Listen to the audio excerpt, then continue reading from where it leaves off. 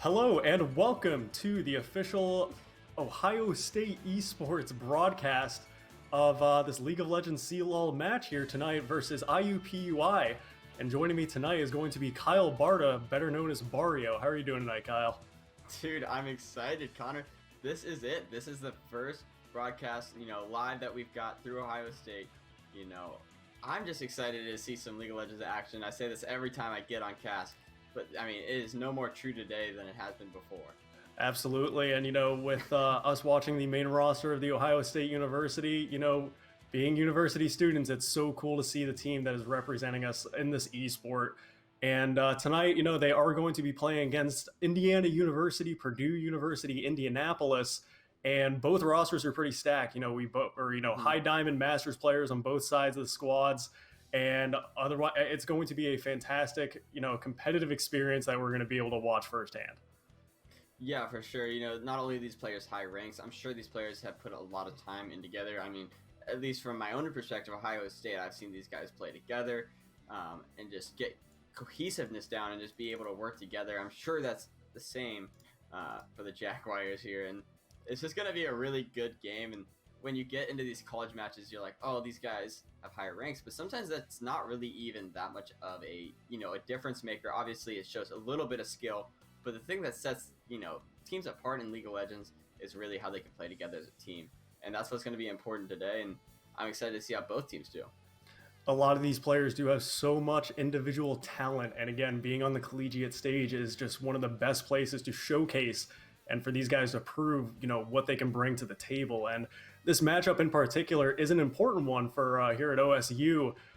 With last year, the last time OSU had gone against IUPUI, it was actually a 2-1 series that Ohio State had lost, and it kicked us out of, being able to get in the playoffs for CLOL.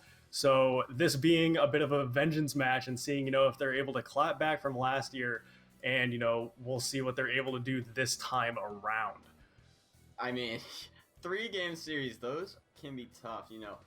Best of fives are where the grit gets, but the 3-game series, you got to make those quick adaptations each game. You only have 3 to do it, unless you either stomp the enemy team and take it 2 games or get stomped. So we're gonna have to see how these games go, because it's not just a gimme by either side for sure. And like you said, last year they got knocked out, so I'm sure the Ohio State players have that in the back of their mind. IUPUI might not really even remember them as a little bit of insult to injury, but this is definitely going to be a showdown.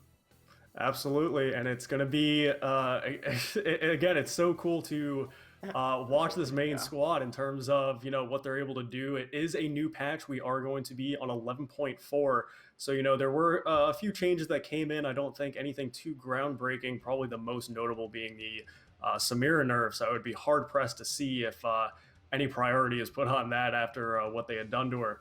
But otherwise, I mean, as you said, the 3-game matches, or especially when it goes to best of fives, a lot of the professionalism that goes into it is the mental strength that you can bring to where, people talk about solo queue rank in terms of what a, individual player is meant to represent their own skill. But for some players, I mean, it's showing that if it's a best of 5, you go 2 losses and you can reverse sweep and you can actually keep your mental. You can, keep it put together, and especially it's about how well you synergize with the team, right? And how much, when you see coordination with certain teams, you can just obviously tell, wow, these guys play together a lot. Yeah, absolutely. And, League of Legends is a really awesome game where you get like basically 3 stages. There's draft phase, it's very important, the actual game, and then in these series, you have that time where there's a slight break between the games. And like you said, there's a lot of mental, gymnastics that goes on in that. The team that probably loses that first game is going to have to really, work through that mental phase, because getting into the next game, you got to, pick up where you left off, work with your teammates to then bring it back because you're already in that deficit. So I'm excited to see, just the whole mental part of this game, because yes, there's a lot of skill and yes, there's a lot of teamwork, but you've got to stay, on top of your game just through how you play mentally. And so that's going to be a big key. And we easily could see a 3-game series, and each of these games could be hotly contested. So that's an important part that's going to set these teams, or set the difference between these two teams. We'll definitely see who's able to prove themselves tonight and to continue advancing, for the C-Law format. It being, it's pretty crazy with C-Law basically being the LCS of these colleges and saying like Yeah. this is the best talent that these universities have to offer. But speaking of which, we're just now getting into Champ Select for Game 1 as no surprise, taking a look at both of these rosters. It did look like there was going to be a good amount of priority against J Riggs in the jungle for IUPUI, knowing that he was a more aggressive jungler on the things like Rek'Sai and Lee Sin, so we see that taken off the board. And otherwise, I mean, is there probably anything that we're maybe looking for this most recent patch of 11.4 that you're looking to see on each of these teams, champion-wise? Yeah, I mean, you sort of hit it. The jungle bans we're going to see a lot, I feel like, especially on Ohio State, taking out J Riggs.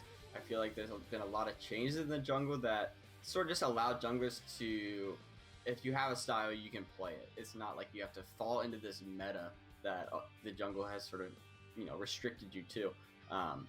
That being said, that you're probably going to see a little bit more of these tankier, hard farming, bruiser, initiation junglers, but they also absolutely put out damage.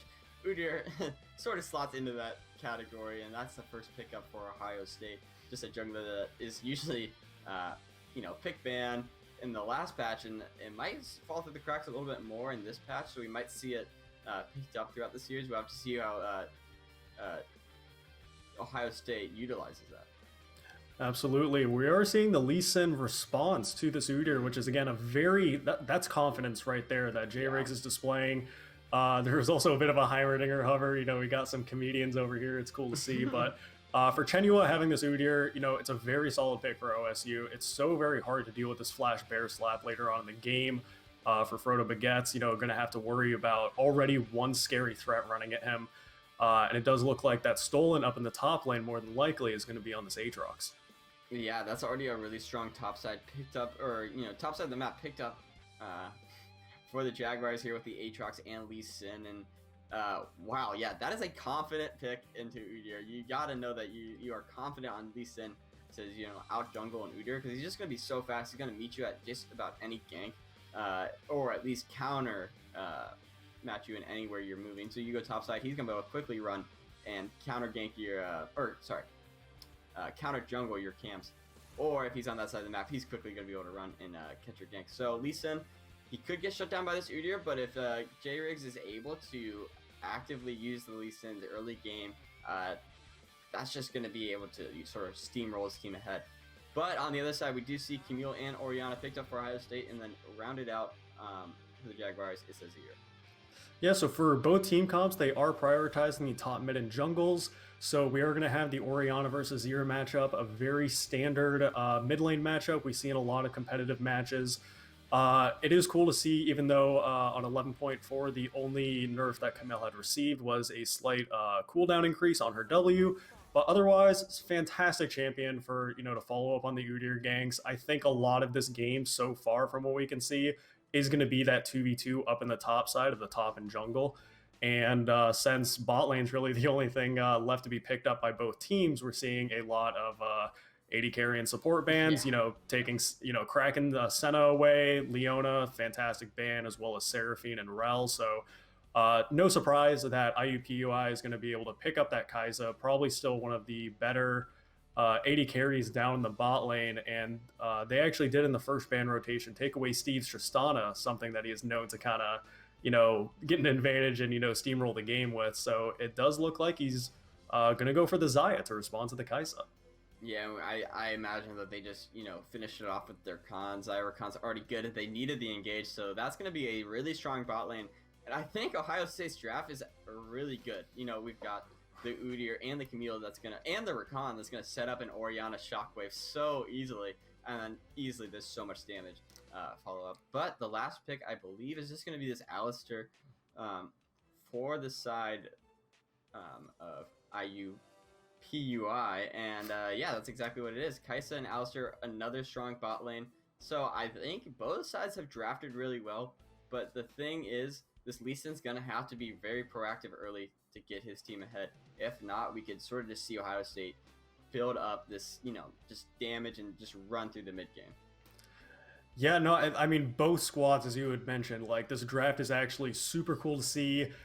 There's power picks just about everywhere. I mean, some people may argue that maybe the more subpar thing out of anything is the Lee Sin, but that is dependent on the player. If someone is enough of a beast at Lee Sin, they can absolutely 1v9. We're going to see if he's able to utilize any sort of insect plays to get the Zaya into his team. What's going to be happening there. But I also love seeing Zaya Rakan. It's one of my favorite bot lanes. I really want to see if Steve and Mock are able to utilize it to the effect of how aggressive it can be. Alistar is able to negate a lot of that engage and kind of say no if they're not wanting to do that. But as mentioned previously, I think a lot of the early game focus, at least for the first 10 to 15 minutes, is going to be that top side of the map. Yeah, and like you said, Zaya Rakan's really strong. Rakan actually probably one of the few supports that, he's not that strong unless Zaya's in the game. And then if it is, he's so strong. So I like that they were able to get that because a lot of teams usually won't let that through. And it's just a really great way to set that up. But like you said, that's the only pick that I see on Ohio State that if Zaya wasn't there, then it would be pretty weak. But because Zaya is, it's definitely a high caliber support. And then like we've already talked about, Lee Sin, it's again just so incumbent on him to play this early game to get his team ahead, or it's just going to be really, really tough for Lee Sin to have that agency. That being said, you can always see a really clean insect from a Lee Sin later in the game to set up his team, so he's definitely not a useless champion. He's got his leg. He can pick just about anyone around where they need him. Yeah, it's going to see, a lot of people say, whether it's in solo queue, competitive, whatever the sense, a lot of priority is placed on the jungle and, what you are able to do to basically set your team up for success. Obviously, there is a lot of priority around more so the first Herald rather than the second, but definitely around the Elemental Dragons. Being able to set your team up for that soul is a major win condition for a lot of these teams. And taking a look at the draft as it is, I think that OSU squad is definitely wanting to get the ball rolling faster than IUPUI does. Having the Azir and maybe not the Kaiser exactly, but just in general, their champions need a little bit more time to kind of get going, as opposed to OSU that, they want to put the, pedal to the metal instantly and say, like, we're going to get an advantage and we're going to just try to steamroll as fast as we can. Yeah, and I think IUPUI has got a sort of a really good comp for like picking off members, but when they get into those team fights, even if they are ahead, the wombo that Ohio State has is just going to be further superior just because of the shockwave and the setup for that and the engage, and then just you can pull so many feathers in and send so many people on the Zaya. So yeah, I think that Azir, Stream of Shuffle can be used for this team fights, but we can also see Lee Sin, Azir to like take off members who are just straggling, and we'll have to see how that is used, because I think if IUPUI, even if they're ahead, like I said, they can't really team fight OSU unless they're ridiculously far ahead, just because of that wombo. I think for them to have to, if they are going on a 5 versus 5, just head-to-head team fight, it would require OSU to whiff basically the shockwave and Rakan getting nobody in a W. Like, that's the only way it could go south, and that could happen.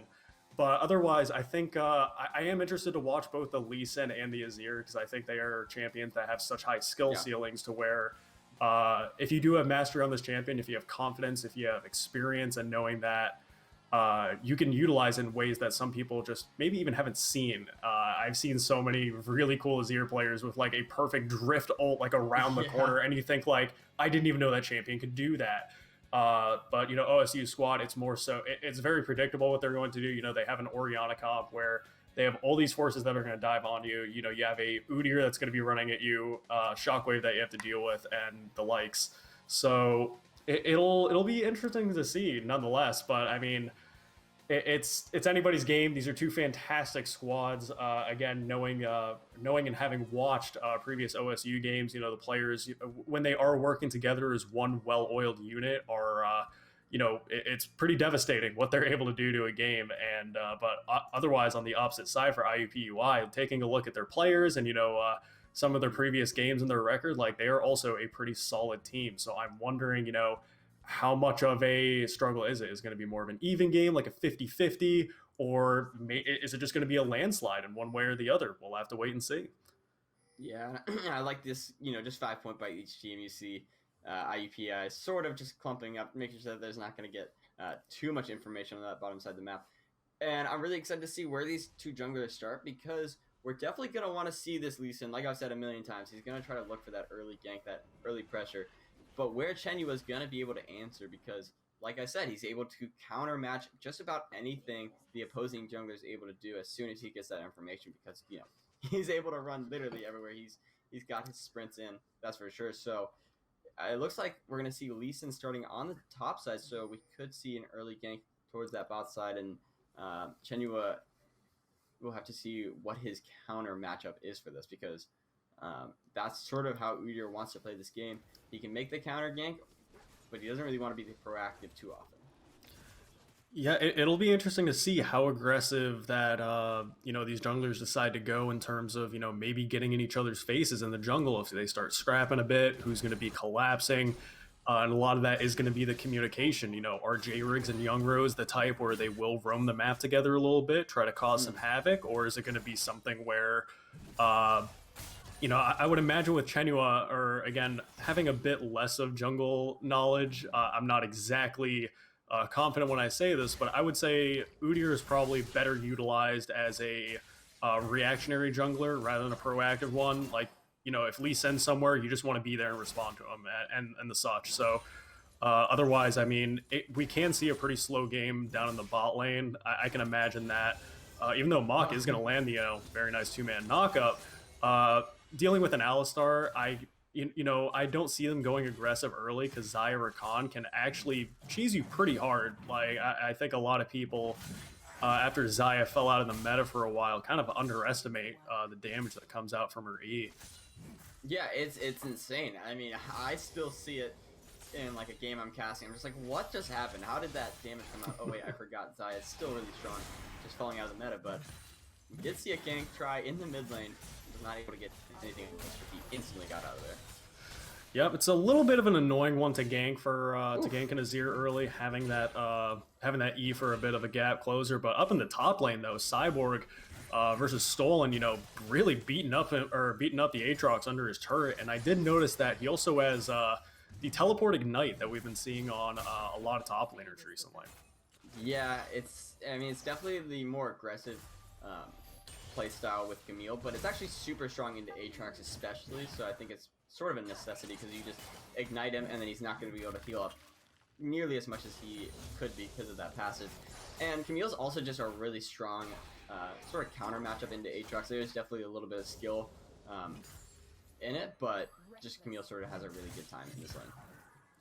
Yeah, absolutely. It's definitely, I don't think those W nerfs are really hurting her too much. I don't think that's really why, she's so very heavily prioritized in the current meta top lane. But, yeah, maybe they need to take out the W just a little bit more. I think that would right. Yeah. Just throw a couple more seconds on it. She'll be fixed, right? I mean, that's right. Game's logic. But either way, it'll probably be another couple weeks. We'll be seeing that champion up in the top lane almost every game.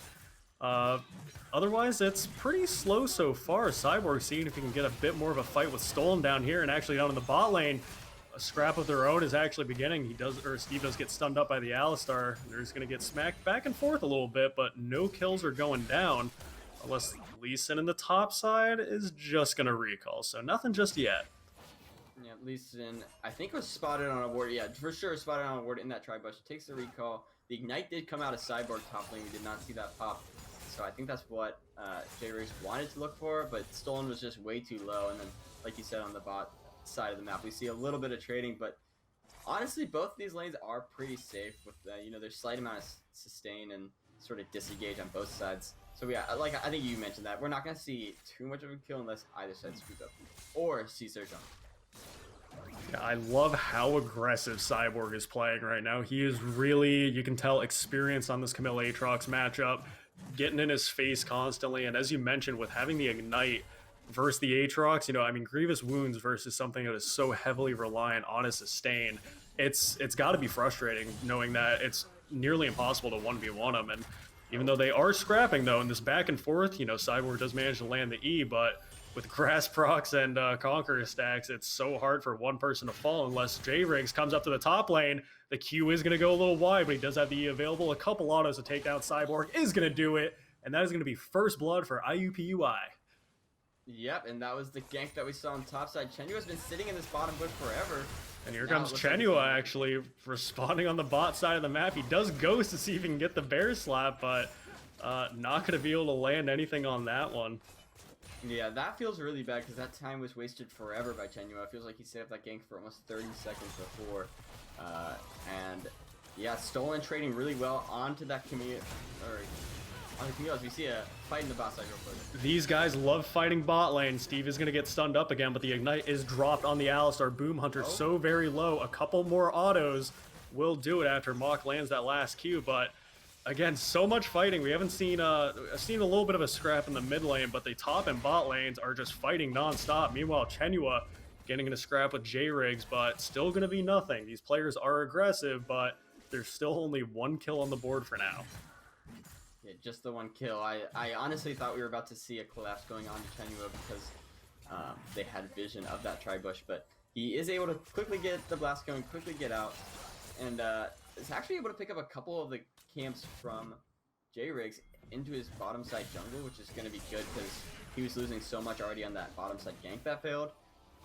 Definitely still in a little bit of a deficit because the kill has gone over to Lee Sin, but the more that he picks up on this other side of the map will help.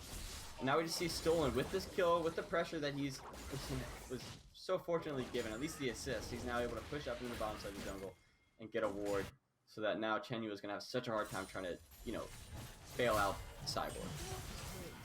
Well, Cyborg is still playing so very aggressive, and Inferno maybe getting a little more harassed than he'd like to in the mid lane. I did like noticing, though, with the first blood that J-Riggs had received, he bought a serrated Dirk. Like, yeah. That's aggressive. Actually, and meanwhile, speaking of aggressive, Cyborg goes in with the Camillo. It's not going to be able to take down Stolen as J-Riggs is there for the save. And that's going to be the second kill for IUPUI up in that top lane as OSU decide to respond with Dragon. Oh, I'm pretty sure Cyborg actually just barely reacted before he was able to Q2, and then that's why he didn't have the damage to kill Stolen. I might be wrong on that, but I believe he slightly misplayed that and didn't have the empowered Q, as we now see an engage on the Boom Hunter, but I don't think he's in too much of a threat. He's a pretty tanky cow. Pretty tanky cow. He's kind of like just walking in their face. You know, he wants to defend the blue, but he knows there's really not much he can do alone. Frodo's wanting to, you know, just focus on the CS and matching Steve down here. And, you know, as we saw, even though we did anticipate that it might be OSU that went on a bit more of the offensive for this game, IUPUI is actually, you know, it's so sad watching Cyborg, you know, play so aggressively. And, you know, the skirmishes that he wins, unfortunately, aren't working out in his favor in the end. And this bot lane fight is not going to be able to root up that Alistar. It is going to result in Frodo being able to burn that heal, but it's so hard for Mach and Steve to pick up anything down here. Yeah, I mean, Alistar's was one level, or did not have his level 6 yet, so he's trying to play aggressive before that came up. But, you know, he still had flash, so I think he was in a pretty safe spot. Burning the heal, definitely a nice little reward for their aggression in the bot lane. But ooh, Boom Hunter actually going in. The instinct from Kaiser is actually going to get him right in range, and that's going to be Steve going down. Frodo back and seeing if he can pick off Mach as well, but still with half his health left, he is going to be able to limp away there. Orianna is responding with Chenua. That's going to be the bear slap going down to Shockwave. Is going to send Frodo back into OSU, and that's going to be Chenua picking up their first kill of the game. Yeah, we've seen such a quiet mid lane. I think Young Rose with actually a 20 CS lead, so I might take that back. He's been sort of playing pretty well into this lane, but Inferno making that happen, as now we see nothing. Yeah, Cyborg, you know, the level down is really hurting. You'd had an advantage before, but now Stolen is showing that he's the man of this lane. It's going to result in him having to take a recall while Aatrox farms up what he can top lane. But, you know, as you had mentioned, down bot lane, that was, you know, it was very nice to see by both Chenua and Inferno making that play happen, responding to what's going down there in the bot lane. I mean, you've got to definitely keep the communication open, knowing that, hey, you know, we're kind of scrapping back and forth constantly. You know, if you guys come down here, you know, we get a bit of a collapse going, they can get punished for it, and they did. Yeah, absolutely. And with all that, this bot lane's feeling so good, or IUPUI's bot lane's feeling so strong because of actually all the pressure that topside has made. Now J-Riggs, I mean, now he's in the top side, but he was actually hanging out bot for the last couple minutes, and I think they got just a little too aggressive with the fall. And more aggression up in the top lane. That's going to be stolen. Flashing, almost finishing Cyborg off, but not quite going to finish him. And there's J-Rig flashing against the wall, and that Sonic Wave is going to be able to finish off Cyborg. Very spicy coming out from J-Rigs on this Lee Sin here. And again, even though they were able to, you know, take down Stolen, you know, try to see if they can help out the Camille up in the top lane, you know, we do have a 2-0 Udyr that we get to look forward to, and he's going to be, you know, very tanky nuisance, but we'll have to see if that is enough for OSU to come back in this game right now.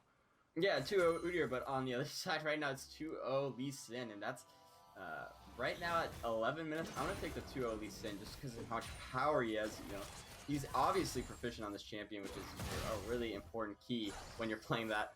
That was a little bit of a weird interaction. It was like a weird half knockup from Boom Hunter. I'm not exactly sure what happened there, and just a 200 years client, you know. Yeah, it was, absolutely. I think maybe 201 years. We are seeing, yeah, I was about to say, we're seeing zero really action in this mid lane. Now we are, as Young Rose starting to press up, but I feel like we haven't heard one word of Young Rose all game until right there.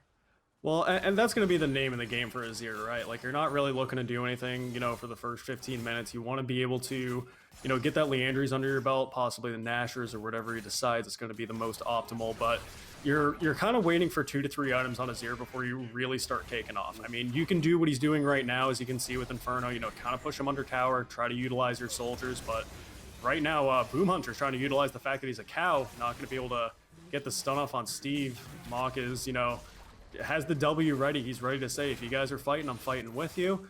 And otherwise, the Herald is popped mid lane. That's actually going to be the first blood tower that does go over to IUPUI. And the Azir turret to, you know, really keep that Ori in check and really keep her in the mid lane, as this next dragon is about to come up in a few seconds. Man, yeah, that feels so good for the side of IUPUI. Actually, they're going to be able to knock down the tower. Azir's tower, not really known for how strong it is. They're going to be able to knock that down. But either way, Young Rose feeling so good on this Azir, picking up so much gold from the first tower, from all the plates that fell. That's 5 plates under his belt, and I think only 2 of them were shared with J-Riggs with the Rift Arrow. So, I mean, he's going to be really packing a punch, and Azir's supposed to be a champion that's not as strong as Orianna at this point, because he's such a hard-scaling jungler, but we're actually going to see a huge fight in the Ooh, J-Riggs, you know, a little bit of shockwave is gonna, oh my gosh, and Mock flashing forward with that charm as Rakan. Man, they really wanted that Lee Sin. That 150 gold bounty was just delicious to OSU. So they're gonna take that and the dragon, but not until they punish Cyborg a little bit. He does have the E. It's actually gonna get canceled by Boom Hunter. Goes in with the ultimatum, seeing if he can buy himself some more time. That's gonna be Steve healing. That's gonna be Frodo Baguettes finishing off Cyborg. Steve does go in. The ult goes down with the feathers, calling back, stunning up Frodo, but it's not going to be enough damage. Aatrox is on the side, going towards that dragon.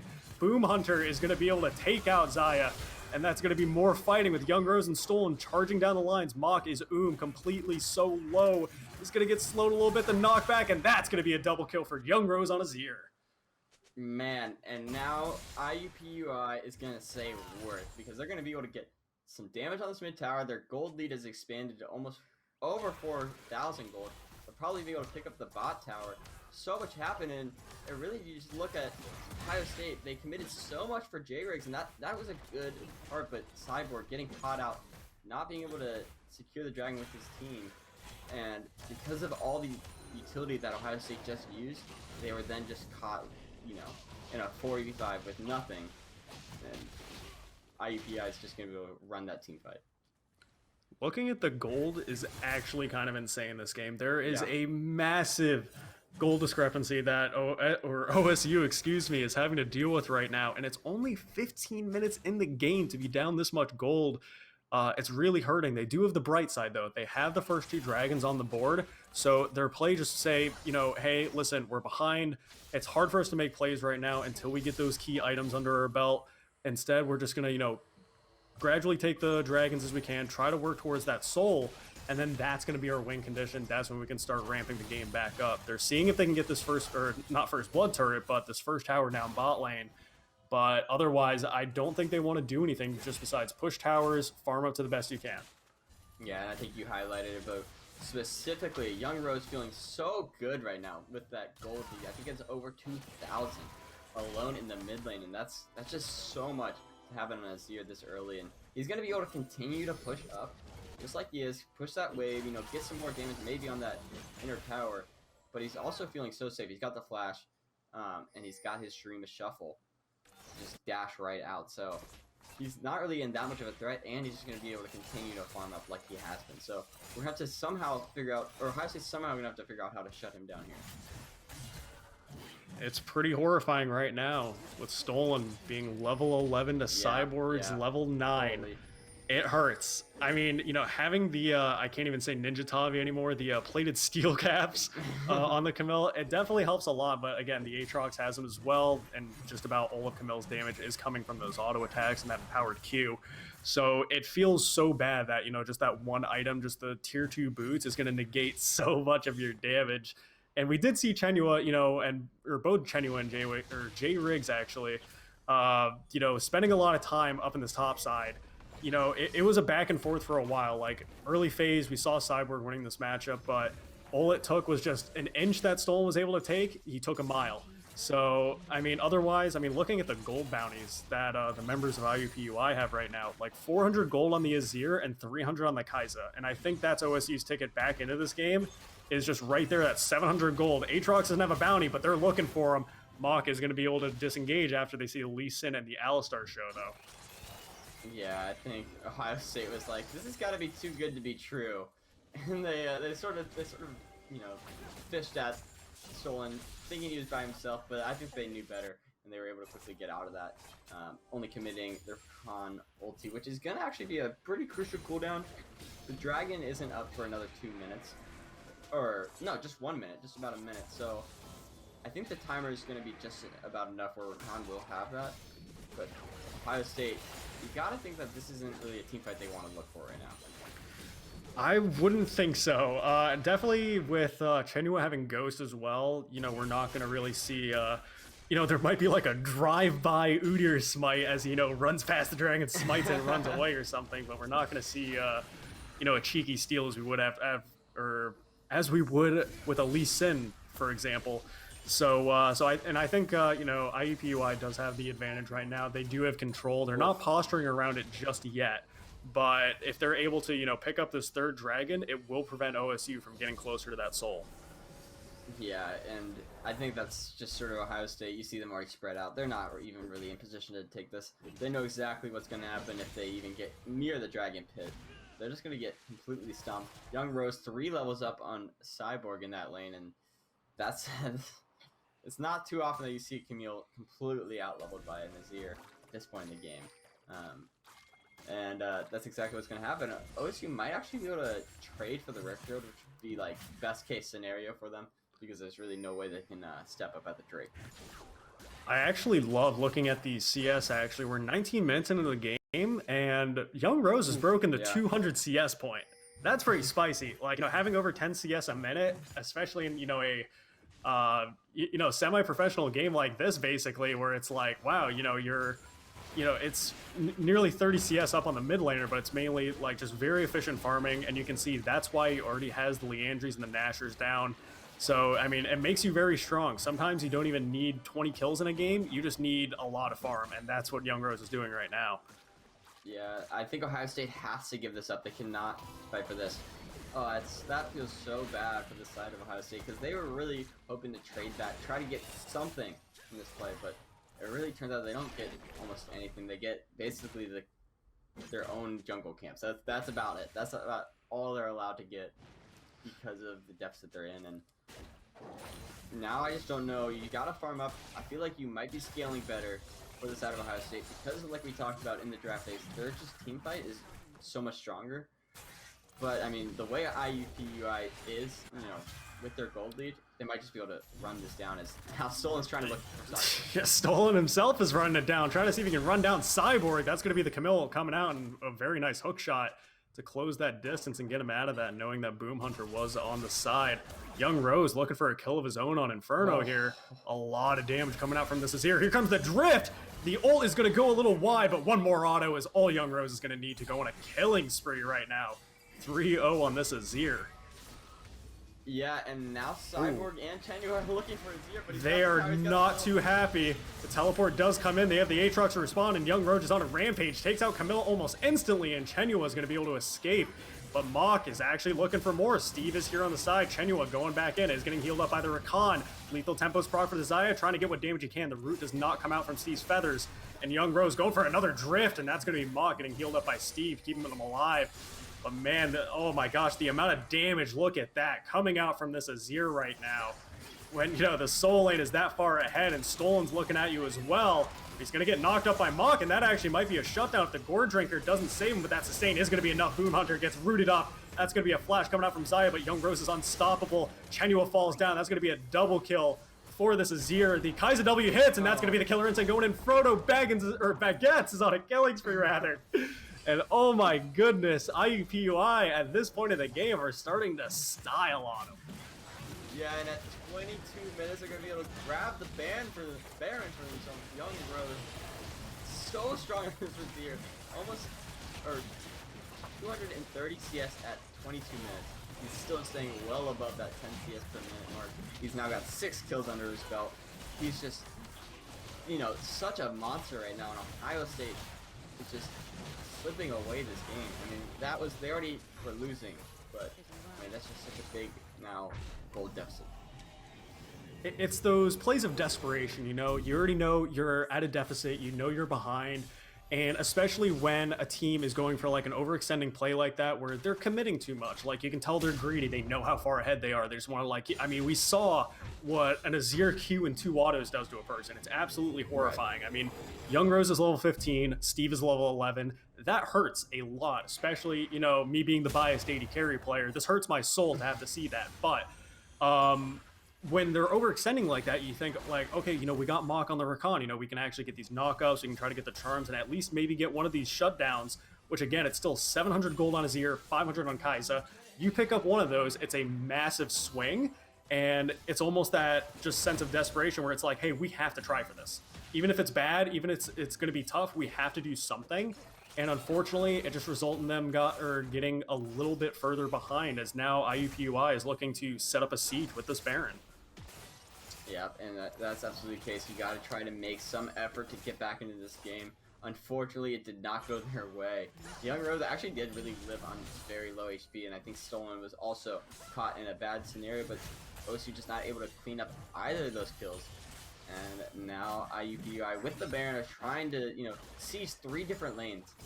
They're just at such a strong point here that each of these laners can sort of just, you know, do their own thing on each lane. Yep, everyone's got a task. They're all doing it, you know, slowly but surely. You could even just let the Baron minions really just pound on the turret, and it's not really gonna.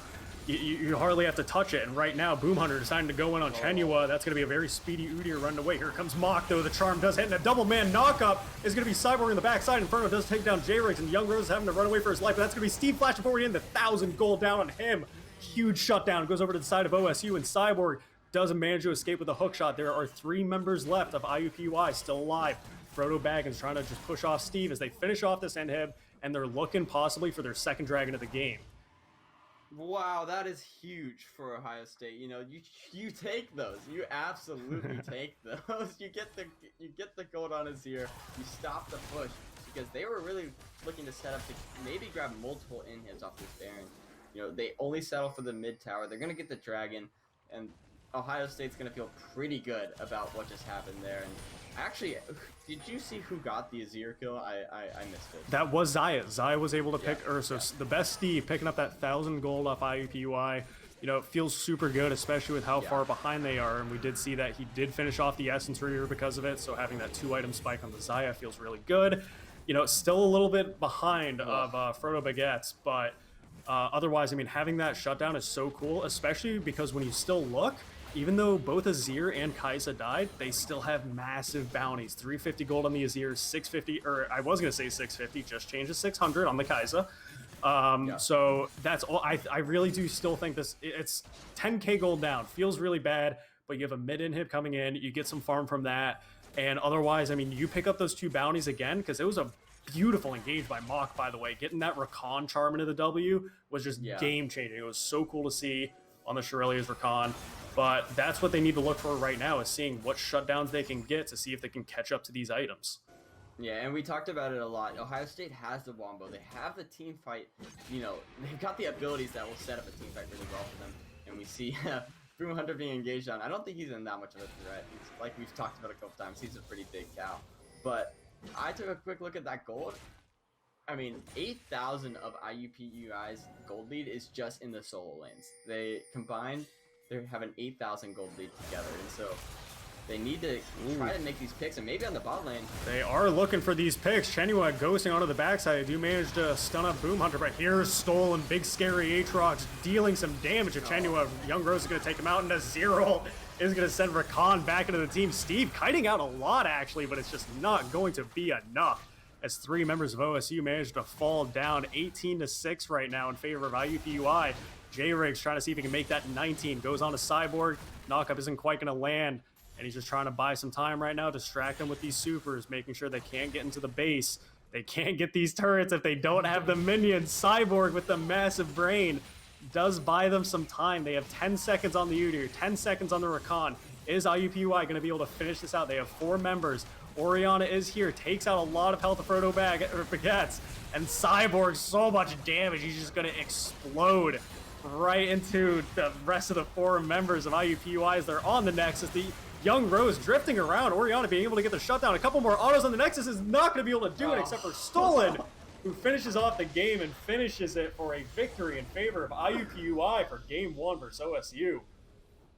Wow, I mean, just to talk about the very end there, I thought there was a second Ohio State could like save that, you know, Nexus falling, but the IUPUI is able to close it out, and I think Ohio State really tried to make a couple plays to get back into that game, but they were just in such a deficit that they were just closed out on real quick by IUPUI, and it all sort of, you know, crumbled apart at that top lane play. You know, they weren't completely gone. They tried to make the call, it didn't work. They then IUPUI transferred that into Baron, and from there it just sort of was, you know, nail in the coffin. You know, maybe some dying breaths from Ohio State, but it was not enough. They were behind a lot very quickly, and it was very heartbreaking to see, but it was well done by IUPUI being able to establish that gold lead and finish that game out as strongly as they did, and we'll have to see, you know, how OSU decides to, or rather, you know, clap back from that game, because that's a tough one to be able to sustain. You know, I mean, the Azir is absolutely crazy, you know, being so farmed up, and so, I mean, for Game 2, we're going to have to see what OSU decides to change up, IUPUI, if they're going to be changing anything up on their end. I mean, otherwise, it was an incredible game, though. It's still insane, despite how far behind they were. OSU, as you had said, they were almost coming back, you know, massive shutdowns. It was pretty insane. But for now, we're going to take it to a quick break. You know, coming up right after is going to be Game 2 of the Ohio State University versus IUPUI. So don't go anywhere. We'll be back in a bit.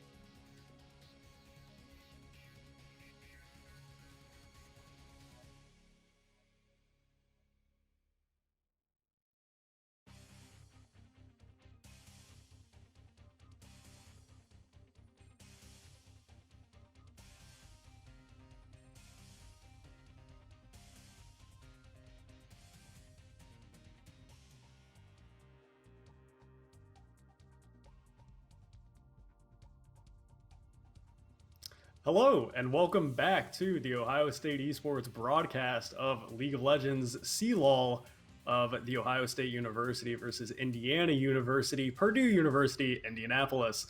So after that game one of IUPUI winning, Kyle, after watching that game, what's really what are we hoping to see for this next game? And hopefully OSU can come back with a victory to bring us to a game three.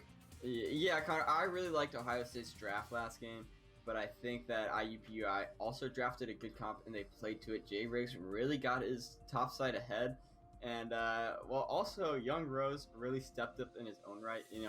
What was it, like 5,000 gold ahead on his own at the end of that game. Inferno definitely no slouch. I've seen him play some excellent games, so it definitely was just Young Rose playing really well there. But yeah, Jay Riggs really just enabling his team, and I think we just got to see Ohio State. It's nothing with their draft. They just need to shut down what IUPUI was trying to do last game, and that's just sort of didn't happen. I don't know. After the first purchase serrated Dirk, do you think we see a Lee Sin ban this time around from OSU?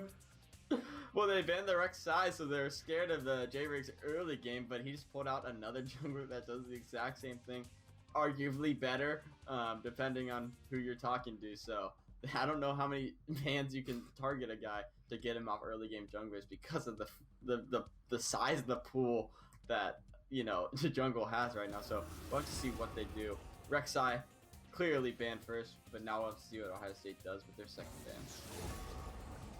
It's actually, it's cool to see that Mock is getting his Thresh banned away. It's cool to see more so respect bans, because I think a lot of times, especially first ban rotation, you're seeing a lot of, I would say, jungle and solo laners, maybe with the exception of 1 or 2 AD carries like Kaisa, that I would like to see if OSU actually banned that away. That was a little bit of a problem for them in those skirmishes, because it's just so very strong, even after the adjustments that they had to her Q. Yeah, and I mean they took off the Azir, and I could see them picking up the Kaisa for themselves because the last ban was Shen. Frodo Baguettes did really well on the Kaisa. First off, I love the name, but also just how he played was really, really strong. So they might just pick up the Kaisa for themselves. But this does mean Lee Sin is open. So yes, we were joking that they could have banned it, but they actually did leave it open. And Jarvan is the very first pick for Ohio State. A little puzzled by that because I don't think it's super first pick worthy, but it is sort of set them up for the rest of their draft. Well, IUPUI has also banned Galio, so we're not seeing the Jarvan Galio comp that, some teams are, pretty accustomed to running. So I am interested to see, what they're going to couple along with this Jarvan. And on the other side, though, Mundo being locked in for IUPUI. Okay. Wow, Mundo is picked up by IUPUI. You don't see it too much, but actually it's been popping up in pro play just because of, it benefits super well with the items that are in Season 11. I think it's Chem Tank is the item that you use on Mundo because you just run at them, but also just being able to heal up so much, and just so many other items that are huge. Jay Riggs picking up Orianna for Young Rose, and we'll have to see how he uses that Orianna because that's a good response when you see a Jarvan on the other team.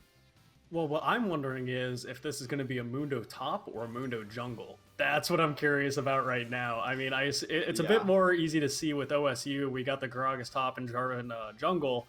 Or actually, and the thing is, so this could be crazy, right? Yeah, follow me on this one, though. I see it. But, I see it. what was his name? Keen, back in the day, would play a lot of full AD Jarvan mid. So perhaps this is Inferno on Jarvan, right? And Chenua on Echo. It's so cool in draft where they truly could flex this, but more than likely it's just going to be the Jarvan jungle, Gragas top, Echo mid coming out from OSU. And we actually do see, instead of Inferno on the Orianna, it's actually going to be Young Rose this time.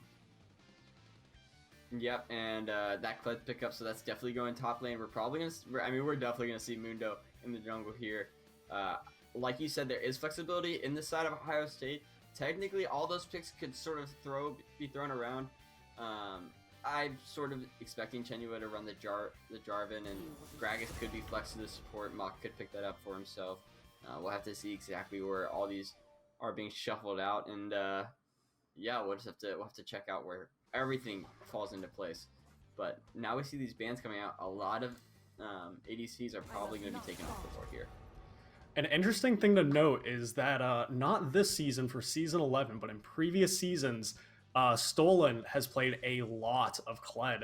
And typically what we see with a lot of players that, transition from solo queue to a more competitive setting is that things like Kled or Riven's arguable, but Yasuo or Yone and stuff like that, a lot of these solo queue one tricks, they get onto teams. You have to more so adapt to the meta, being able to have a versatile draft and stuff. You're not going to see Kled a lot, but that's why it's so cool that they said, okay, Stolen, we're actually going to give you one of your favorite picks, even though it's something that is not highly contested or anything like that. We're actually going to trust you. We're going to give this to you. So it's going to be J-Riggs on the Mundo jungle. And seeing an Ezreal hover is a little exciting, but not sure if I'm liking it into that team comp. Yeah, I'm actually not a big fan of Ezreal's. Vayne is instantly used to counter that. That's going to be awesome. I can't wait to see how Steve minus the Vayne. It's such a great pick. Mundo, already a big beefy frontliner as well as Kled. But yeah, just back to your point, Connor. Kled is a champion. Not really seen in competitive play. He does slot in pretty well into some team compositions because his ultimate is super useful to just run everyone in. I'm actually a huge fan if Mach picks up Rel here, so that's going to mean that, only Gragas is going to be going top. I like the whole composition that Ohio State's got. Now, is this going to be a Shaco? Ezreal Shaco! In for IUPUI? I mean, what? He's going to do it! He's going to do it! Would that be Shaco support? Oh! Unreal. Unreal, dude. Okay, as someone that has played more Ezreal Shaco than I'd care to admit, I was about to get so hyped, but IUPUI says, not this time. We just want a quick 2-0. We're not going to... Like, that if it was a Shaco lock-in, we were seeing a game 3. But, hey, that's not my place to say, but... We were seeing a game. I mean, yeah, Shaco's not really that high priority. I don't think we've ever seen it in the support role, at least competitively. Here at CLOS, I could be wrong. I have our great director that I get to play bot lane with. My own support loves playing Shaco support. It's a lot more nasty than people would anticipate in the right hands. But Steve on Vayne is going to be cool to see. It's definitely a pick that is a bit more popular with Ezreal. I'm definitely curious to see what Frodo Baguettes is going to go on this Ezreal build. More than likely, we're going to see the recent Essence Reaver into Duskblade into... There's been a lot of variation when it comes to the 3rd, 4th, 5th item, but probably one of those more early damage aggressive builds. But seeing Steve on Vayne is going to be really cool, especially as you had mentioned versus the Mundo. I would say arguably Kled as well, that she is going to be able to absolutely melt. And otherwise, I mean, the rest of the there's so much really cool engage on the side of OSU, which I really like this time around. They have the Gragas Casket to be able to, disperse anyone if they start to engage off a Shockwave. But otherwise, we have Chenua that, going to see if he can utilize that Cataclysm. It's going to be hard to lock down Frodo Baguettes, but probably Young Rose is going to be the target for OSU's Jarvan. Yeah, you definitely think that Young Rose is going to be the one. You're not really targeting any of the other champions on the side of IUPUI. Ezreal, like you said, super safe. I'm actually not a huge fan of the pickup, but it sort of just allows Frodo to just, stay safe in that bot lane, and they're probably just going to have Alistar just roam around, make plays for IUPUI. On the other side, Ohio State's draft is very interesting. There's a lot of pieces that I don't really know how well they work together. But, we've seen Chenua play Jarvan. He's pretty good at that champion. We've seen a lot of these champions, might be more comfort for Ohio State. And they might have just got caught blindsided last game trying to draft what we thought was a really good draft, but they might have just fallen a little bit more to comfort. These players aren't, like we said, this is semi-pro, so sometimes comfort can be a huge difference maker, or at least lack thereof. Absolutely, and I think, it shows in something like, the Lee Sin pick, the Ezreal pick, the Azir pick. These are champions that are a little harder to pull off as opposed to, the simpler champions or alternatives in their respective roles. So, we'll see what they're able to do for this game 2. It's super exciting. I actually, for the players that I know for OSU, I like this draft a lot more. I think they can execute this better. I'm interested to see what's going to happen top lane. I think it's very much going to be a skill matchup and seeing, what Stolen's Kled can do against Cyborg's Gragas. And I don't think it's going to be as scary of a jungle skirmish like constant battles this time around, but we'll have to wait and see what happens. Yeah, we'll have to wait because, like you said, the Cyborg's Gragas, that's a weak side pick. I mean, they're really probably going to keep it just to, clear waves and try to tank up so that when this team fight stage happens and the mid game happens, that he can be there, Do you think he's tanking up, though? Do you think it's tanking, or do you think it's going to be the Cyborg full AP assassin Gragas? I think we've seen Cyborg himself run the assassin Gragas, and that would change a lot, because if you're running AP on Gragas, you sort of want to get that guy a couple kills under his belt. You want to, fill him up with his Grag. That big belly is going to be able to hit some people.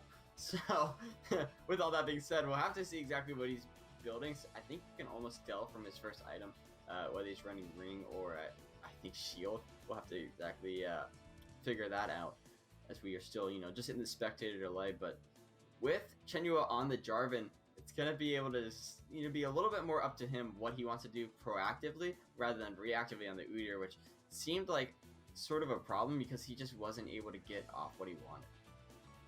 Yeah, it was a little awkward. Again, especially the bot lane gank is what sticks in my mind, kind of hiding in like a little bit of the alcove, trying to ghost up out of nowhere. Like, it's pretty horrifying. Right. If you're the bot laner, you see a Udyr ghosting, towards you out of nowhere. Pretty horrifying. But it really wasn't landing a lot of times. And I think, from the analysis that I could give, I think maybe more priority might be put on the mid lane this time around. Both Inferno and Young Rose, it was kind of a stalemate. Like, yeah, they were scrapping back and forth. They were poking each other out under their turrets in different times. But I think establishing more of a lead there and then working together as one unit with the mid jungle, I think might be the difference this game. Yeah, I totally agree with that. I mean, Inferno was sort of just like, it was an even lane, but Young Rose kept getting natural advantages that just, eventually scaled because of the team fights that he won later. But if you sort of, as Chenua, emphasize this mid lane, you might be able to just, unlock Inferno, because we've definitely seen Inferno play really well once he is unlocked. It's always interesting to see the sweeper starts being able to deny that early vision. It's actually pretty cool to see. We saw that it was actually Echo picking up that ward, so we'll see if maybe that early level 2 might make the difference. You never know. I've seen it happen.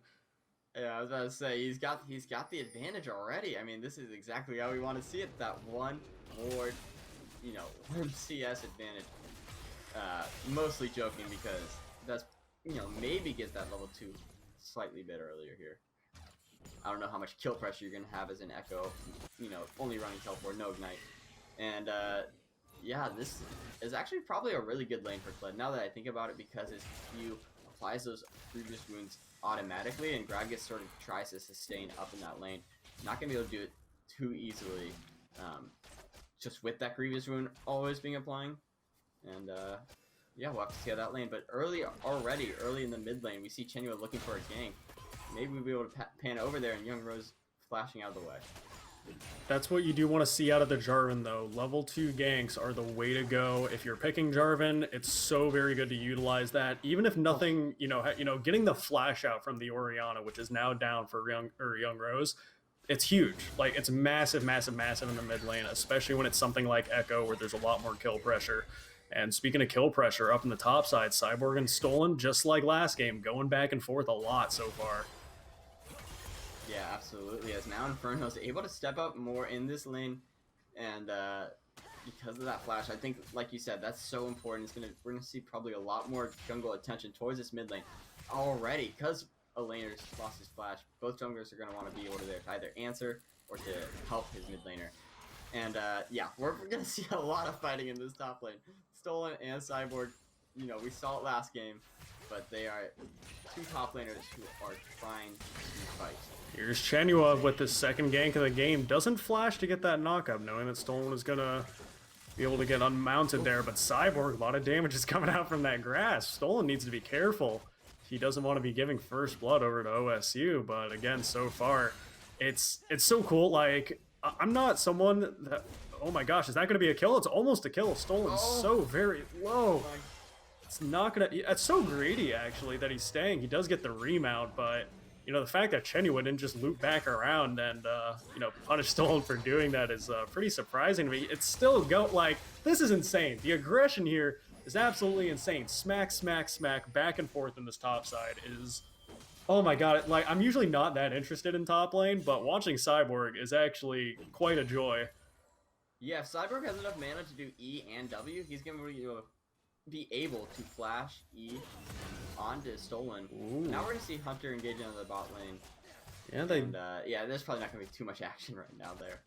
They do get a good headbutt pulverize off on a Steve, and that's half his health gone without any health potions. So, you know, they're letting the wave crash into them the best they can. You know, Steve is trying to keep up. You know, we actually do see the Ezreal does have the sustain of biscuits and a potion still available. We'll see how long he sticks around, if he is just wanting the Sheen on back, or, you know, if maybe he's wanting a little bit more. We'll have to see. But in the mid lane so far, even though we still have a wave crashing into Inferno, it's a good amount of CS on the Ori already. Yeah, I mean, I think that wave's about to just equal it out. But yeah, like you said, Young Rose, just such a strong player and such a strong laner. I'm already noticing because he's able to get these natural CS advantages. We saw that last game on me this year. I think 20 CS, you know, without even a kill, he had an advantage. So that's definitely true. And oh my gosh, Cyborg actually so oppressive on this Gragas. Cyborg's a Chad, dude.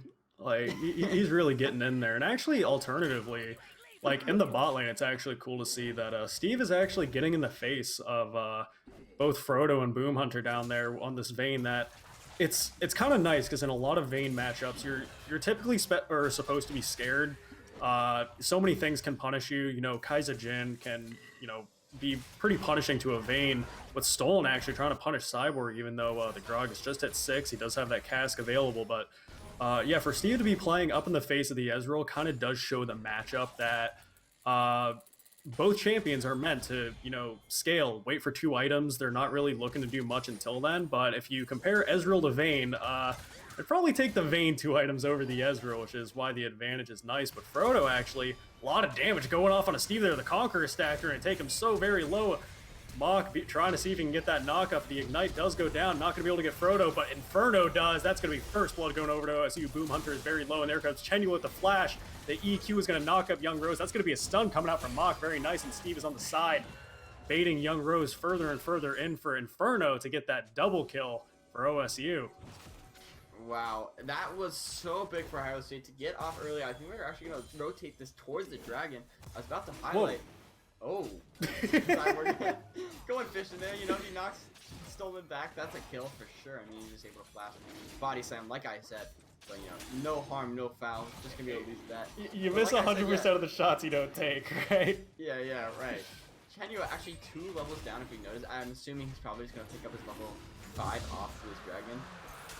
No, he's still level 4, but like I was about to say before that fight, I thought Ohio State was in a pretty tough position. J-Riggs on the Mundo. I mean, look at that, 30 CS up. Just, you know, trying to counter jungle, picking up so many camps away from Chenua. But I think Chenua is not too mad about how this game has played out because he's actually enabled a lot of his laners to get ahead. Oh no. Just a little bit. Oh. Alright, we're safe. Yeah, he's actually having a little bit of a rough time. I think he's probably not too bad about how overall the game has gone. But yeah, like I was saying, it's just sort of been a tough, you know, phase for him because Mundo's just been in his jungle, in his face, stealing away a couple camps from him here. And Inferno's in Young Rose's face. I think he's a little bit emotional after last game and say, listen, I'm going to get the advantage this time. Going in again, almost getting that kill. So much damage coming out from this Echo. And something I was actually kind of interested about, and again, not a jungler, not exactly a Mundo player myself, but I just now noticed J-Riggs has pressed the attack. Oh, yeah, interesting. So it's I mean, he's gonna, you know, want to get in your face and auto attack you, and because of the slows that he applies, it's actually super easy to get that off. You know, I think really, I don't really know what other he would run in the jungle. I've seen a lot of fleet footwork, actually. That's why I was... Okay. So I'm wondering, was this intentional? Was he like big brain PTA Mundo, or was it just a mistake is what I'm kind of thinking. Yeah, I guess. Yeah, actually, I would agree with phase rush or not phase rush. Ooh, fleet footwork. Two completely different. They both make you go fast, right? Yeah, they both give you some rollerblades, that's for sure. But yeah, so press the attack running on Mundo. He's actually 2 levels up on Chenua still. So J-Riggs, another standout performance from him already, but he's gonna have to start to be able to utilize this advantage. Maybe look for another team fight here soon. Well, right now, looking at the CS, it's just about even everywhere but the jungle. Like, look at that jungle CS difference. Yeah, oh my gosh, it's expanded to 10 more since I last looked, which is insane, because Chenua's gotten 10 for himself, so that means 20 for J-Riggs in the last, it's been a minute. Chenua's actually does trade for the Rift Herald, which is, I mean, arguably pretty good to pick up just if you're doing it by yourself, but it is a long time for a jungler to do. So we'll have to see if he's able to get, use out of this Rift Herald. It is the first one, which gives you more value, but if you don't get good use out of it, it could be pretty devastating for what you gave up. Absolutely, and ooh, a very good chrono shift is going to send Inferno right back into Young Rose. Shockwave goes wide. He does have 1 stack, almost gets in range for the E. 1 more, but that's actually going to be Young Rose flashing, and J-Riggs is here to save him. Press the attack for the shutdown, and that's going to be the first kill for IUPUI over to this Mundo. Oh my gosh, Young Rose flashes the auto attack animation from Inferno. Echo just not quick enough with the sword, He wasn't able to land it on Young Rose before he was able to flash up. That surely would have killed him. And wow, that is so tough because I believe Inferno had a shutdown if I'm not mistaken, and yes, that went right over to J-Rig, who's already feeling so good on this Mundo. Wait, Steve with the 1v2 though down to the bot lane. He gets the Condemn on the Boom Hunter, but Boom Hunter says, I'm gonna flash pulverize you. Not even flash pulverize, just needs to knock him, and that's gonna be Frodo Baguettes. Taking down Steve, biting off a little bit more than he could chew there with the 1v2. Maybe a little bit of vein spotting for Steve here. Yeah, I mean, Boom Hunter was like, that's cute. Like, the start of the outplay is like, oh, this is, you're not doing anything here. It just knocks him right up, and, Frodo Baggins actually able to pick up that kill, feeling pretty good as well. It's now IUPUI, who was actually in a slight goal deficit since that bottom play, is now have a little over 1.5, a little under 1.5 thousand gold for themselves. Yep, they're starting to... It's not as much of a lead as we saw last game. I don't want to see that much of a landslide again, but it is nice to see they have picked up a bit of an advantage, and Inferno looking for an advantage of his own. Chenua, Cataclysm does come down. Mach is there as well. 2 members of IUPUI do get stunned up. That's going to be a 2-man Shockwave. Young Rose gets the phase rush. He's speeding out of there, and there comes a true shot barrage. Actually taking a lot of members of OSU low. Inferno going to be able to ult back and try to flash onto the Young Rose. J-Riggs is going to be able to pick up Chenua, but that's actually going to be Frodo picking up Inferno. Mach trying to run away from this Mundo the best he can. Does get the flash over the wall. J-Riggs does have a flash of his own, but not going to burn it just yet, and that's going to be even more of an advantage in the favor of IUPUI as this dragon spawns. Yeah, that fight went so well for IUPUI, and now they've got a little over 2,000 gold lead for themselves. J-Riggs, if you saw him chem tank rush in, is now we see a fight in the top lane. Gosh, there's just so much action in these 2 games already. We saw so much action early last game, and now we continue to see it. And it's going in the favor of IUPUI almost every single time now. So with the second dragon taken, it is going to be an Earth Soul, and I mean, taking a look at these 2 comps, I mean, both of them have a dragon each on their own, but who is probably going to be benefiting more out of the Earth Soul if they can obtain it? I mean, you gotta think that IUPUI is gonna benefit, especially because the probability that they're not gonna be able to secure a couple more dragons here. I mean, I know that you're asking theoretically that both teams get it. I think IUPUI is just gonna have the advantage at least for the next couple of minutes of this game because of the gold lead that they have right now. But yeah, just to the point that Mundo's gonna benefit super well from it, just be able to have that little bit of shielding, that armor before every fight, and just about any of these champions on IUPUI are really gonna benefit more than their counter matchups in Ohio State. Yeah, it'll definitely be interesting to see, and something else I'm always interested in terms of, I've seen it a lot on solo lanes, more so mid lane than top lane. but we do see the Tear of the Goddess on Cyborg right now. It's a little awkward. We do see that he has the bombies, you know, probably going for that chem tank or Sunfire. We'll have to see. It could even be the other miscellaneous one I can't think of. But having this tier, I find it a bit strange because you see a lot of people that are just holding on to it but not upgrading it. Yeah, I mean, I don't actually disagree with it too much, just because of how many abilities you want to use as Gragas. Again, there's just so many fights going on. Ooh, and that's a fight that's going to be in OSU's favor. As Chenua manages to get the one kill on a Young Rose. The Cataclysm on a J-Rig is going to be able to lock that Mundo up. But Boom Hunter with this Phase Rush is going to be able to stun him up. Frodo getting the Arcane Shift in to see if he can finish him off, but J-Riggs is going to do so instead. As right now they're looking to see what more they can find. Mock and Steve are in this bot side jungle. That's going to be Steve getting knocked up. The ult is available. Doesn't get the tumble away, so he's going to have to flash over that wall. Does manage to get the safety, though. Yeah, at least initially that went really well for Ohio State. They got the engage they wanted. They picked off Young Rose, but just Mundo is literally so quick. I don't remember exactly where he started when that engage happened, but he wasn't that close, but he chem tanked from just basically the other side of the map, ran in, picked up a kill for himself, and blew a couple summoners before Ohio State was completely out of that fight. So, you know, IUPUI is just feeling pretty good about their state of the game, even though Ohio State is looking for a lot of these plays, and that's absolutely what they need to be doing. It's just IUPUI is in such a good spot. Yeah, it's looking pretty nice for them with this, you know, nearly 3K gold lead that they've been able to accumulate. But I think Boom Hunter, now that Ezreal does have the Essence Reaver, he's sitting on about 1,800 gold, probably not looking to fight. Neither is Steve, sitting on 1,500 himself. But up in the top lane, these guys are no stranger to fighting. Cyborg and Stolen going back and forth. It's going to be a little bit of an extended trade. Cyborg wants this. He's continuing to go in. Stolen still on his mount, not losing it just yet. But here's Chenua on the side with Inferno, just as a bit of an insurance policy, and maybe looking towards this Rift Herald. Yeah, that definitely would have been a kill if he lost that that mount. It was like, I don't even know. It might have been it might have been single-digit HP on what he was mounted there. But either way, Stolen able to get out of that. And now that if we can actually pan over to the Rift Herald, J-Riggs was able to get Chenua off the Rift Herald, and that was supposed to be their trade for not getting the kill top. They were going to get Rift Herald, and none of that is happening.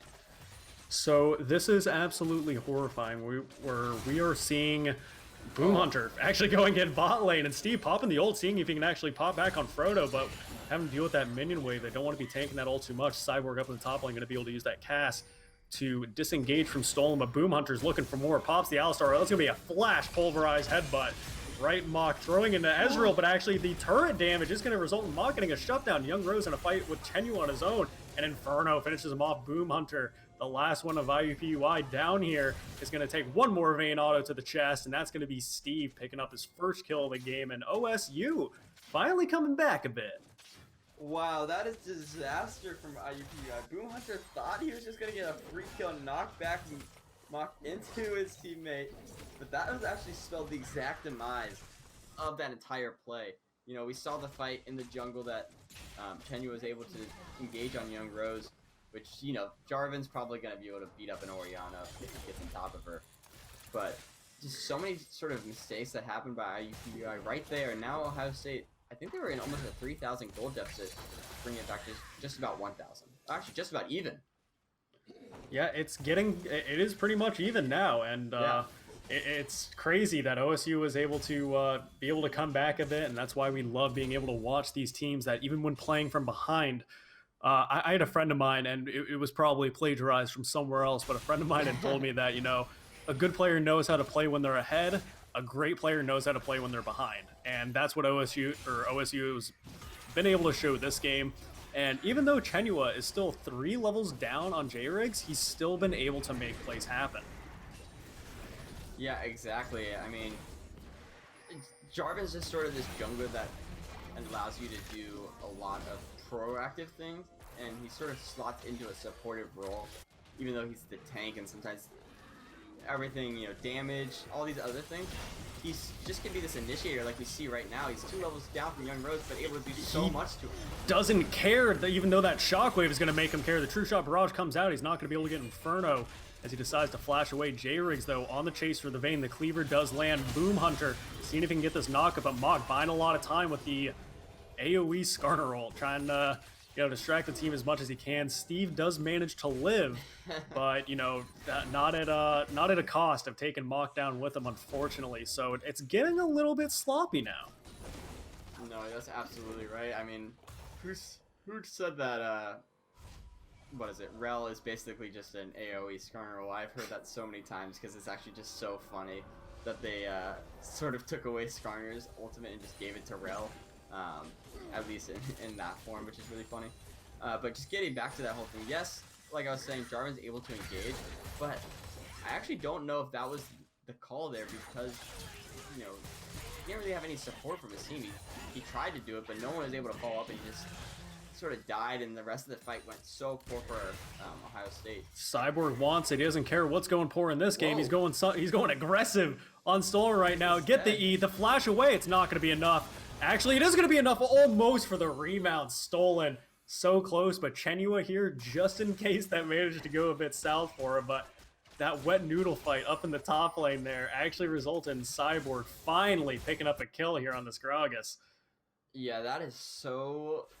I mean, that was really greedy by Cyborg. He could have flash E'd like right away. Like, there's almost zero reaction to that ability. Just flash E, I've said it a couple times. But he was somehow able to kill Stolen before he got that mount. I think if, Pled gets that mount there, he just 2v1s, like, for free. There's really no way to defeat him. Gragas just used all of his abilities. Chenua's 2 levels down. There's really nothing you could do. But at the end of the day, they were able to get that kill. The greed sort of paid off there. And Ohio State has now sort of still lost that even game, but they're not in a terrible spot that they were before. Something that's interesting is that as solid of a pick as it is in both solo queue and competitive, in my opinion, honestly, is the Orianna. But both of these games that we've seen so far, we've seen a couple good shockwaves. One might come out here right now is Inferno, just taking on 1v2 or 2v2 now as Chenua.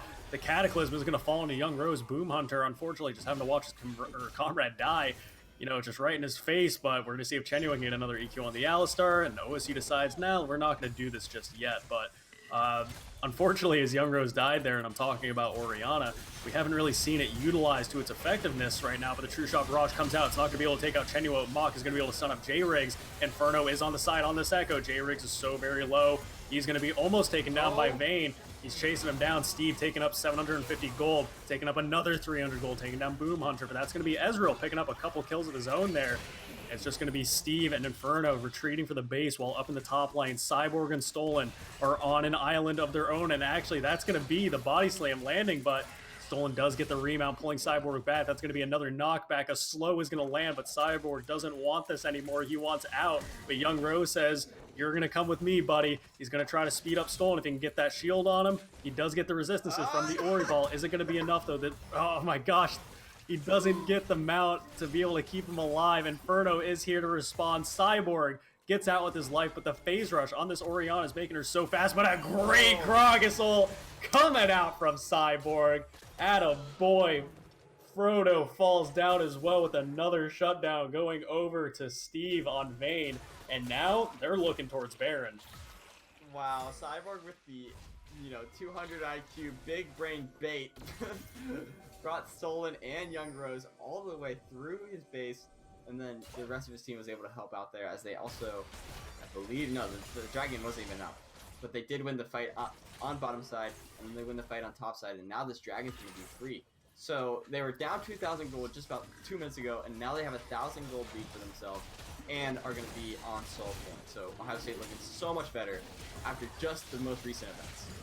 Yep, deciding not to go for that Baron. They just want to play it safe. As you said, third dragon is on the board. They want that not soul, rather, mountain soul.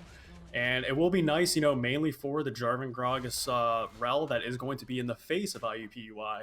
And hopefully, it's going to be just a lot more solidified game. They do have a little bit of a gold advantage now, not extreme, but, definitely not the deficit we saw last game. Yeah, and I think you're sort of highlighting, we saw Young Rose last game on the Azir, just so effective, and in this game on the Orianna, not having sort of the same impact. still keeping up really well in the CS department, even being 1-5. He's still just under that 10 CS per minute. I can't do the math in my head that fast, but it's it's pretty close. And he's still playing well in the CS department, but he's not been that impactful. So, maybe banning Azir was a huge turning point, because last time we saw him just go nuts with it.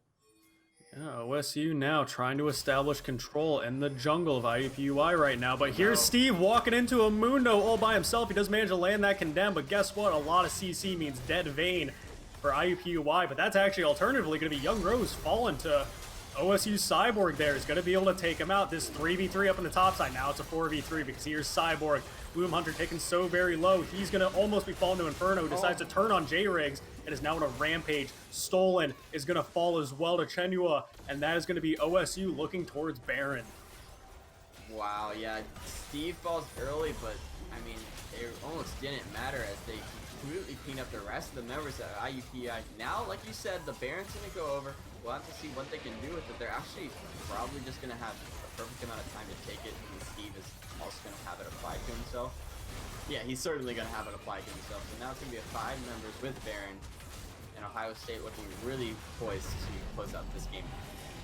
That's what I'm talking about from the boys we saw. And again, as you were talking about the Orianna, alternatively Inferno on this Echo, I am loving so much more. I think this shows him better off as a player, that, he is able to, make plays of his own happen. Establish, so much DPS coming out from, having the Lichbane, the Void Staff, the Proto Belt that is able to just take out Young Rose and every other squishy that IUPUI have. But that almost went south because Steve got caught at the beginning of that fight. Yeah, I think that the thing was, Frodo Baguettes was also caught, so it was sort of just the trade of the ADCs, and then Ohio State was just stronger, fortunately. I think that if Ohio State wasn't able to answer with the pick on the ADC on their own, yeah, Steve would have actually cost Ohio State maybe that whole team fight, and then maybe the Baron. So much damage from this Echo, almost one-hitting the Ezreal. The ult's going to bring him back in time to give him his health back. True Shot Barrage is going to tickle, but here comes the Kled ult with the Mock Rel ult, stunning up the members of IUPUI, but here comes the Shockwave. The Gragas cast is going to bring Young Rose into the wall. Frodo is trying to DPS the best he can, but that's going to be Steve taking down Mundo. That's going to be Inferno going in. So much damage coming out from the Echo, and here's Steve on the front lines going for a triple kill. The 3-man knocker from the Alistar is not going to be enough, as the best Steve gets the quadra kill versus IUPUI.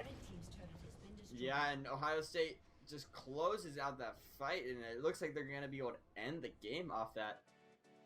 They do end the game off that, so much so that the game crashed, and that was victory. OSU win game 2 of OSU versus IUPUI. It doesn't matter what happened there. You saw nothing. 200 years collective design into this Riot Games client. So, again, a very nice game 2 coming back from OSU. I am so very proud that, they didn't let that game 1 affect them too much, and they said, you know what, we're going to drag this out. No, they're like, we're going to game 3, we're not going to be completely affected by. It sort of was a stomp in the first game, and honestly, towards the end, something switched. They fought in that bot lane. Steve popped off, killed Mundo, and then from there, it just felt like Ohio State ran the game, and to close it out so quickly after that, really great performance by them. And now they're going to head into this game 3 feeling pretty good. We'll have to see now how IUPUI is affected by this mental game. And they looked for that engage at the end. I think they knew that they were sort of in a bad spot. Ohio State was probably just going to crack open the base and then sort of just run it from there. So they made to look for the engage, but they really can't front to back a team with a Vayne and a just an Echo. It's just not going to work for them. So they dropped game 2, but they still got the game 3 to come back. We always love some silver scrapes for a game 3, so it's going to be a nice one to see, who's going to be able to take the victory for this series. Is it going to be the Ohio State University? Is it going to be Indiana University, Purdue University, Indianapolis? We will have to see, but for the meantime, we will take a break before this game 3, so for those watching, don't go anywhere. We'll be back in a bit.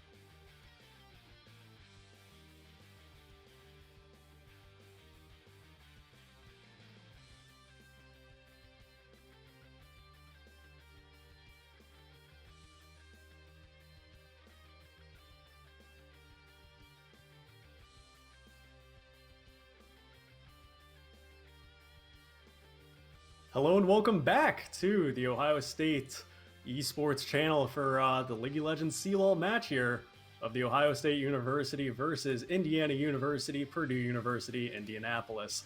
So now for game 3, Kyle, I gotta ask you, man, you know, we've seen a great series so far. Coming into this game 3 now, I mean, we saw, you know, IUPUI, you know, really taking the first game. It was actually just by a landslide. It was a bit more even in game 2, and, you know, OSU was able to pull it off in the end. So what are the predictions for game 3? I mean, you know, whenever you get to the silver scrapes point, you're just like, okay, I don't really know exactly how this game's gonna go, because we saw first off a domination and then sort of a back-ended domination from Ohio State. It looked pretty, you know, even. Actually, IUPUI favored for a lot of it, but then Ohio State just sort of ran away with the game. So I was about to say, ran it down, huh? Yeah, they did OSU running it down. They would never run it down. No, they would never ever run it down, but they did complete that game, and so it's sort of hard to say. But I think what we saw early was that target of mid lane, like that you talked about. So if Ohio State's able to do that again, I think they're sort of going to be in a good spot. But if they don't, I feel like IUPUI could, you know, use Young Rose, who just felt sort of not that relevant last game.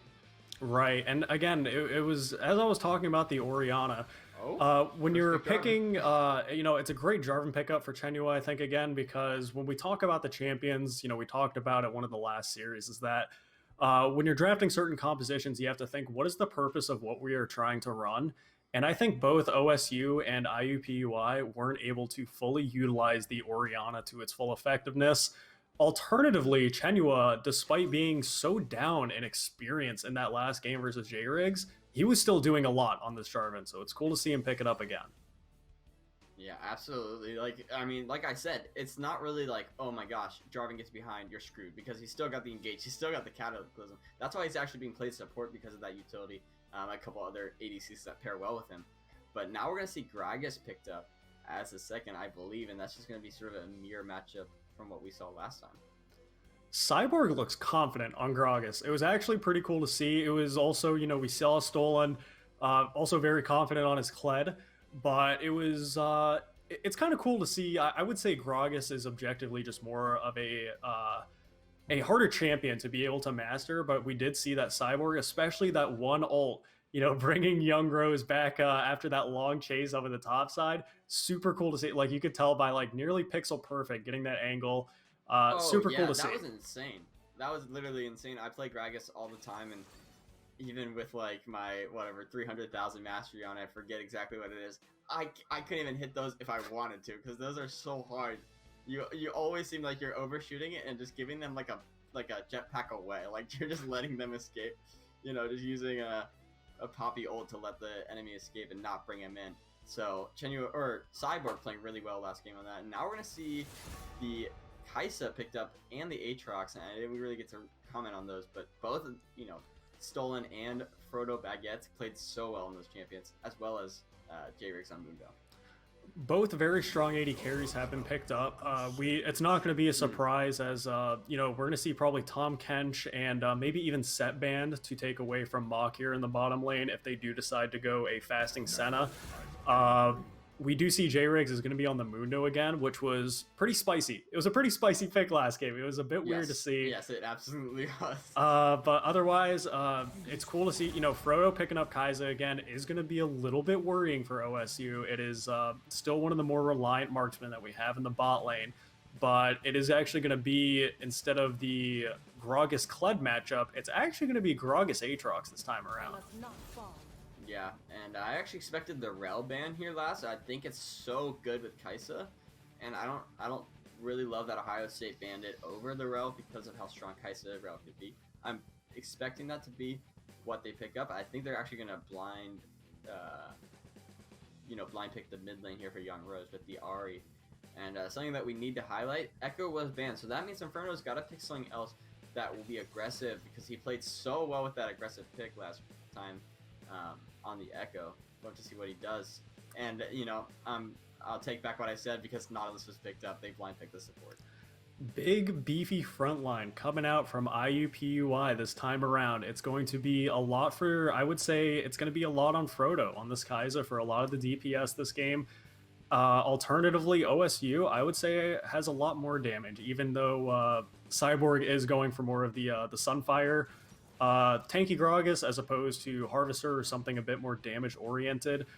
We do see that Chenua likes to go for the Gore Drinker build, so a bit more of the sustained bruiser type rather than just straight up tank Jarvan. So a lot of damage coming out from him, and it's as well going to be the Kraken Slayer Senna with the Rel. And we'll have to see if the Senna is going to be farming, or if that's actually going to be farm going over to Rel, or what OSU decides to do. Yeah, and I was interested when I saw the Rel because you don't really, I mean, Rel hasn't been out that long, but you don't really see it being fasted too much, just because it's like, you know, it already does so much with its engage. It doesn't really need those tanky stats because it already does so many things, and just the damage on Senna might be better. We'll have to see. These players are much better than me, so I might just know, or they might just know something I don't.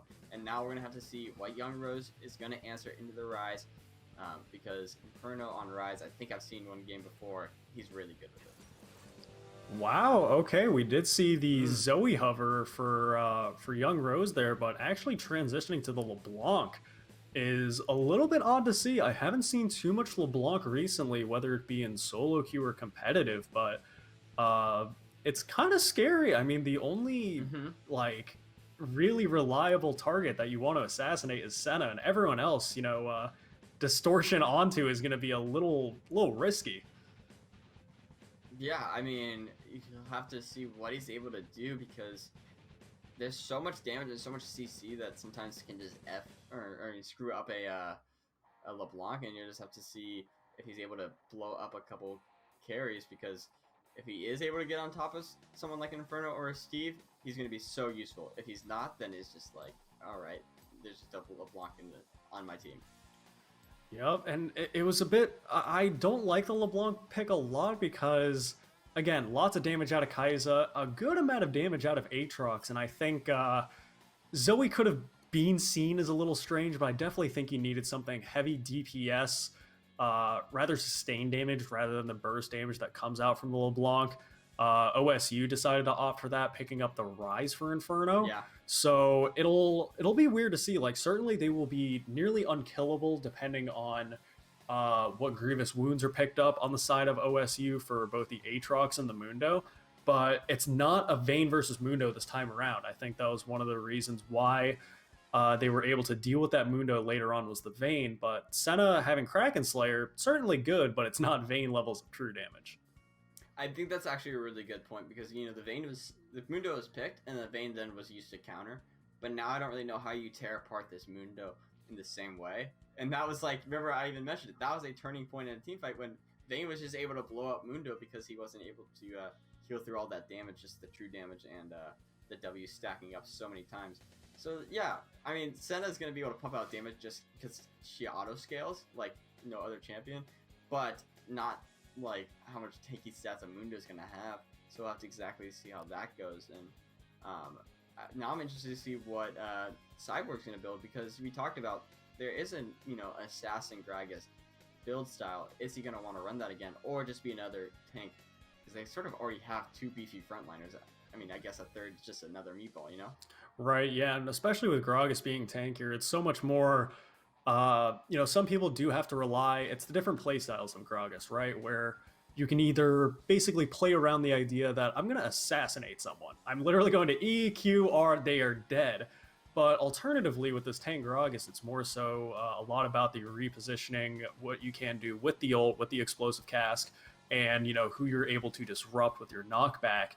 And I think Cyborg is someone that is utilizing that very well. We saw in just about every fight, you know, it was, even if it wasn't a solid ult, it was still so much disruption coming out from the slows and the knockups of Gragas. But also seeing Stolen on Aatrox again is going to be pretty cool to see. You know, Cyborg isn't on Camille this time. So we'll see if, again, he, you know, got pretty behind on the Camille versus that Aatrox matchup. So we'll see how the Gragas Aatrox decides to fend for himself this time around. Yeah, and if we take our memory back to the early part of Game 1, Camille and Cyborg was actually looking really good. I mean, he was, you know, just oppressing Stolen on the Aatrox. But, with the ganks from Lee Sin and I think a couple overextensions by Cyborg, he then got behind to where he really couldn't do anything. He just felt like a useless, I don't know, like a scissor basically, trying to cut apart his opponent. The safety scissors on that Camille because he really couldn't do anything. Yeah. But, maybe on this Gragas into the Aatrox, he might have a better matchup. I think that you're sort of able to dodge a lot by just body slamming forward when Aatrox wants to, push you back a little bit. We'll have to exactly see how the matchup goes. It's sort of even, sort of skill matchup, and both sides could easily be favored. So we'll have to see how topside goes and how J-Rig wants to sort of influence the map with his Mundo again. Or just farm up like he did last game. Yeah, no, it'll be interesting to see, and I think down in the bot lane, it'll also be weird to watch. Where I can imagine that Steve and Mock are probably.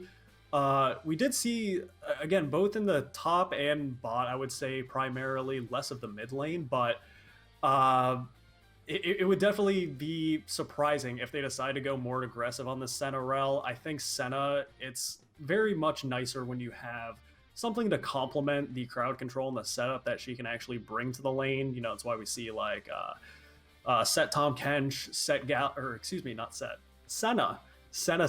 Senna Galio, stuff like that. And right now, actually, we're seeing a very early invade. That's actually going to be Boom Hunter landing the first hook instantly on Mock, and Mock jumping away to respond. So already 30 seconds in, we're getting right into the action. Yeah, that was like that hook bent. Oh wait, Steve? Okay, actually he's probably fine. Boom Hunter's probably in the worst position, but either way, it's just a little bit of trading. They actually might be looking for it as the hook does not find anything. Yeah, so that's just sort of a fun level 1, but both teams didn't really do too much. They got a ward on the opposing red buff, but that's just about it. Yep, definitely wanting to. We did see in game 1, IUPUI were able to establish such a gold lead, and I think this time around for this game 3 to finish the series out, they may have reflected on that game 1 comparative to the game 2 and said, listen, if we establish a lead so heavy, it is so hard for them because OSU thrives in like these skirmishes. Like the individual players on both squads arguably are fantastic. But, getting in these skirmishy fight weird battles are kind of where OSU thrive. But if they're so behind where they can't do that, they kind of just crumble. So I think, with the early invade that they try to do, or even just having both LeBlanc and Nautilus to just eliminate people, I think that's probably what they're thinking. And otherwise, it's going to be more of a farm game. I mean, you got Senna Rise. You're not wanting too much to happen for a while. Right, exactly. I mean, they are definitely trying to farm up, and I think to your point, like we even saw when they were in that massive deficit, Ohio State shows life in those team fights because I think they work together really well. They probably practice, just an unreal amount together, and that definitely comes with, when you practice a lot, you're gonna get better together. But on the other side, we've seen IUPUI, at least a couple of their laners really stand out and like get these natural leads, like we've seen Young Rose do just with CS and. J-Rigs also do in the farming game, so we'll have to keep our eye on that. But like you said, once we get to these team fights, it just looks so good when Ohio State's clicking. Yep, I mean, it goes to say without a doubt for any squad where the synergy between a team, it definitely shows, and especially down here in bot lanes where it's, the 2v2s, you can notice a lot of the experience that they have playing together, knowing when they can turn, knowing when they should look for a pick, knowing when they should disengage. And it just goes into the massive amounts of practice and dedication that goes into it. While right now, as I thought it might be more of a passive lane in the bot lane, look how much scrapping is going on. 3 minutes in, and here is J-Rigs on the side, though, looking to see what he can pick off. Nautilus walking up. It's going to be the flash forward. Does manage to get mocked. He's going to see if he can auto Steve. Does get the root down, but here's Chenua on the Jarvan. The Ignite does go down on Steve. That's going to be first blood going in for Frodo. J-Rig's going to have to walk away from Chenua here. Gets the EQ. The knockup does land. A couple autos is going to be able to take him out. It's going to be Mock picking up those doubles, and here's the TP. Cyborg is here to respond. Frodo falls down. A double kill for Rel. Triumph is going to be able to save Chenua as they pick up a third kill here at nearly 4 minutes into the game. OSU's in the lead. Wow, that's so good for Ohio State. You said it's supposed to be passive. It's sort of hard to be passive when you got a Nautilus in lane who's just always looking for hooks. He's actually just, on his job fishing for what he might see as fish, but the other team sees as champion. So he's trying to grab some kills, but the response from Ohio State was really, really good. You know, Cyborg pushing in that lane with Gragas, which is, you know, sort of hard to do. A lot of matchups actually don't let him do that early. But with the barrels, he pushes it in and then makes a free teleport play, and he's actually not going to lose anything as he picks up his entire wave for topping it. Genuine recall getting canceled by Nautilus. They're pretty cheeky, but yeah, no. Well, that also sucks. Oh my gosh, the canceled recalls all around. We see Cyborg trying to see if he can set up a freeze top lane perhaps, but Stolen trying to push it in the best he can right now. Getting a little bit low again. Cyborg just loves going a little bit aggro here, knowing that he does have a bit of an item advantage over Stolen right now. Has yet to reset. Only sitting on the Dorans right now. I keep waiting to see if Gragas is going to use a flash, but Boom Hunter, level 2 actually, going for Inferno. Young Rose going to flash forward, but not going to result in anything just yet. Yeah, actually, Young Rose flashing forward was pretty tough because Inferno would have flashed without that. Like, Inferno flashed before Young Rose even did, so it just was a wasted summoner, and now we're probably going to see Chenua try to target LeBlanc without the teleport, or without the flash, excuse me. Still a summer spell, but not even in her inventory there. But with all that being said, we actually now see Inferno with a CS lead, which we haven't seen in either of the games previous.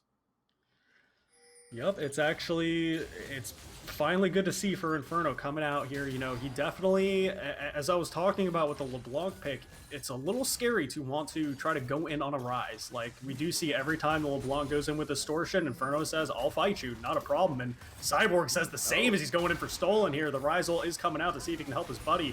Up in the top lane, Stolen trying to run away for his life. Down in the bot lane, Fro is going to be able to take down Steve. Up in the top lane, Cyborg is taking out Stolen. So much is going on, and that's going to be resulting in 4-2 in favor of OSU still. Right, top lane, bot lane, top lane. There's so much action happening everywhere. As J-Rig's actually going to be able to pick up the Drake as the only consolation there. Ooh, Jarvan steal, almost, but Chenua was going to pick up a kill, right? Right. There we go for finally getting the kill there. And again, we don't see the level difference that we saw in the jungle last game, but going back up the top lane, Stolen is angry, going for Cyborg there. Not going to be able to land that flash Q like he was hoping. He's going for the plant. Is Cyborg going to be able to make it out alive? Is Stolen going to go over? The E does not manage to go over to be able to finish off that Gragas, probably knowing that Inferno is just right around the corner. Wow, that is actually a huge misplay by Stolen. I mean, if you're going to flash forward for that, you know, you should be able to get that kill, but it actually does not go over to him. Now this lead, you know, oh my gosh, Gragas with the Bramble Vest is going to feel so good, you know, applying grievous wounds every time Stolen tries to even attack him. So this lane's just going to feel so tough for Stolen already. And we look at J-Riggs, who played well last 2 games, is in a pretty tough spot already. We do see OSU's bot lane doing a bit of some roaming action with this Rel Senna, trying to see if they can punish Young Rose for getting in Inferno's face a little bit, but not quite going to find anything, but pretty cool to see Hex Flash being utilized around the map a little bit. Ooh. Nautilus, though, knowing the position that Steve is in, Rel is not with her, so on the way back to turret, it was a little bit scary for him. The root does land with Senna, but not a lot of damage going to go down to Frodo, and doing a lot of good return damage. Steve, a little lower than half health now. Yeah. Not really going to be able to contest anything down on the spot side, but probably get more top lane action, of course. Yeah, I mean, Ohio State seems to be in the lead, but just in these lanes, it feels like it's going over towards IUPUI in almost every single interaction that we're watching. But, you know, the gold says a different, the score says a different story. And now Ohio State just needs to continue farming up and not taking these bad trades. Boom Hunter's still looking for these hooks. You know, that's what a lot of what you have to do with Nautilus as well, right? Just about any hook champion, it's more so like you have to be that constant threat. You know, if you actually notice down in that bot side, he has taken complete control of that middle brush, and Cyborg, wow, so much damage coming out from him, only even having just that Bramble. Nearly one-hitting Stolen up there, but if you see Boom Hunter right now, the way that he's kind of shifting in this middle bush is like so much of the advantage of bot lane. And all they can do is respect it. Steve and Box just have to keep walking backwards. Stolen, actually, poor guy can't farm. His Cyborg is really just laying down the pain up there. Yeah, I mean, Cyborg is, like I said, with that Brand West is just going to continue to chunk out Stolen and not let him sustain. Aatrox doesn't really mind getting hurt because he's able to sustain previous wounds. It's sort of a much bigger problem. As Inferno, just sort of trying to trade with Young Rose. Both of those champions very mobile, so not really a kill threat of each other right now. Take a look at Mundo, though, on this top side. J-Rig, seeing if he can make a play happen. He is spotted out. We do see the pings coming down from OSU, knowing that he just has to back up a little bit. He can't go too hard for Stolen just yet. And meanwhile, in the bot lane, got Steven Mock setting up a nice little freeze. Yeah, actually, that's a really good freeze. We do see... No, I guess we never really got to this, but the point of the fasting Senna has definitely been Steve trying to farm up for himself here. So it's going to be a lot more damage coming out from Steve as we continue to farm up this game. He's not going to allow Mock to... he's not going to allow his selfish support to get any of the farm. Another strange thing I noticed was it's not press the attack Mundo this time. Now we've got Conqueror. Interesting. Yeah. So maybe it was an accident last game.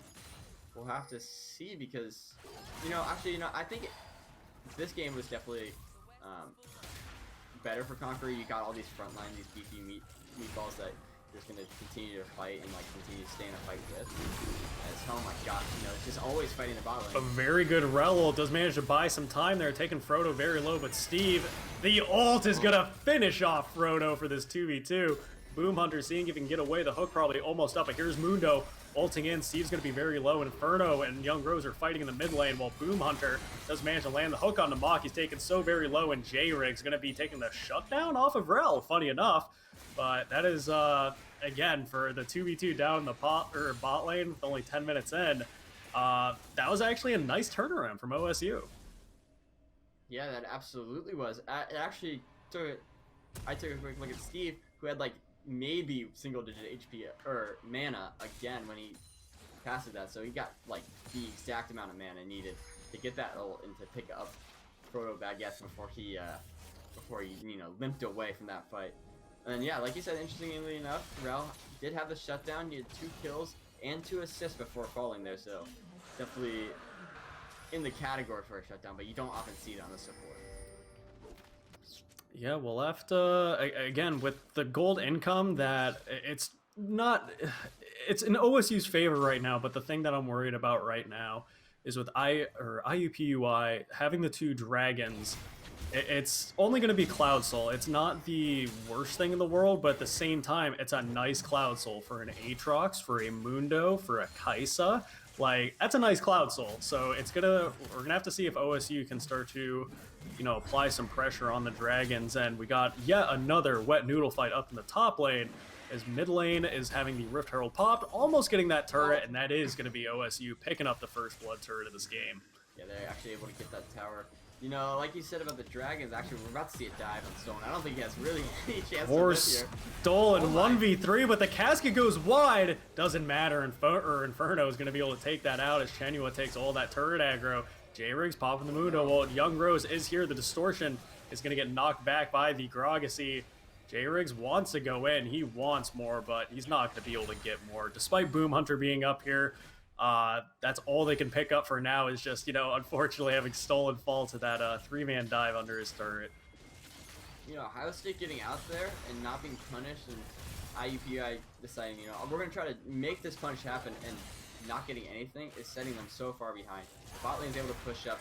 Proto Baguette's not really able to do anything by himself in this bot lane, so he's got to play, extra careful, and just so much pressure now gained by Ohio State just because of that top play. And back to what you were saying about the Dragons, we did actually see this was sort of the crux for Ohio State last game. They had the Dragon lead and they were able to continue to pick up these Dragons. And if IUPUI, who's in the gold deficit like Ohio State last game, is able to continue to get Dragons, they might just still have a route in this game. We'll definitely have to see what they can pick up as the game goes on. The first items are starting to get finished, though. We do see that Mundo does have that chem tank available now. Jarvan's still working on, I guess he's the only one with a finished item right now. Oh, wait, no, Kraken Slayer Senna. But everything else, and Everfrost Rise. It's coming in just as I'm talking about it, but... You're just caster cursing yourself, and they continue to, just buy them.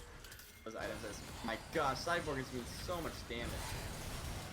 Woo. And there's Young Rose doing a lot of damage of his own. Mach actually going over the wall, stunning up this Nautilus, seeing if they can get Boom Hunter, but he's going to take that plant over. The teleport is starting to come in. Cyborg on the backside, almost taking out Young Rose, and he does manage to do it in the end, despite him falling. Stolen 1v2 versus Chenyu and Mach. Mach's going to be able to take him down. And this is just, these are getting to be some weird fights. I think we can see the desperation from both teams coming out as, it's still in OSU's favor by a considerable amount of gold, but if Mach runs into Boom Hunter like this, as you know, he's trying to get a recall off, it might result in a gold swing, but they're going to be safe for now. I mean, Mach is just such a smart player. Like, in what world would I have checked that, but I don't think I ever would have think, oh, there might be something back in there recently after that fight. And now we just continue to see more action. There's just so many things always happening in these games. Always happening, and a shutdown is going to be the next thing that happens going over to IUPUI on this Mundo. Unfortunately, Inferno walking into that little cubby wasn't really the best positioning move, did not have the flash available, and in situations like those, you got to use the buddy system. You got to make sure you got someone walking out with you so you're not alone, and Steve and Mach are together. We'll see if they can get out of it. The Nautilus does get stunned up, but poor Steve, I don't think he's making this out alive. That's going to be Young Rose picking up a kill on that Senna. Yeah, he's definitely not getting out of that one. I think Mach was trying to make himself like the bait. He's like, oh, just come at me. And they're just like, that's not happening, as they just ran directly to Steve. And, you know, there's, like I said, so much action happening. If we take a look back, now we see Stolen in the top lane. I actually think that his teleport was pretty tough to see because he was like maybe a third HP as he teleported, and then he just instantly died. And now IUPUI has to rotate Stolen all the way to the dragon, you know, almost 30 seconds early, whether if he had the teleport, he could stay top lane and continue to keep pressure. So that's just another, I feel like, bad teleport that's sort of causing them here. Yeah, well, it's, you know, if you were taking teleport, as you had mentioned, it's less so about, oh, I'm going to TP back to turret and get a couple minions, more so what you can actually do with the team to utilize that teleport. As you had mentioned, the teleport flanks that have come out this game, that's why you take the spell. So right. It's nice to see that they're actually doing that to the best of their ability. But Cyborg is actually alone right now. Boom Hunter notices, and Kai's is actually going to be able to ult in, see if they can burst down Cyborg. They're not going to be able to take him out. The Rel ult does manage to buy him some time, CCing who they can, but Young Rose takes down Steve. Chenua trying to see if he can finish off Frodo. He manages to do so. OSU Cyborg, Inferno coming in on the backside. Stolen trying to heal what he can. A good Q comes out, but that's not going to be enough sustain as Chenua picks up a double kill on this Jarvan, and that's actually just going to be a 2-for-1. Not too bad. Yeah, Chenua getting both kills, but the impact he had, he completely nullified Frodo Baguettes. He could do nothing in that fight as he was stuck in the Cataclysm. And that was just such a clean fight from Ohio State. And now they take that dragon. They do not let IUPUI get to that soul point. And yeah, Ohio State's going to feel really happy about that. It's finally what we wanted to see. You know, it's a lot more of control. It's only 17 minutes into the game. It's still very early, but they finally stop the Dragon Collection that was going on over on the red side. They finally pick up it's like, again, you can't get too excited for the potential of a Cloud Soul. It's mainly, like, especially for this OSU comp, but at the same time, it's not like yeah, it's like taking it away from the enemy team. You know, it's like, we have this, so at least you don't. Right.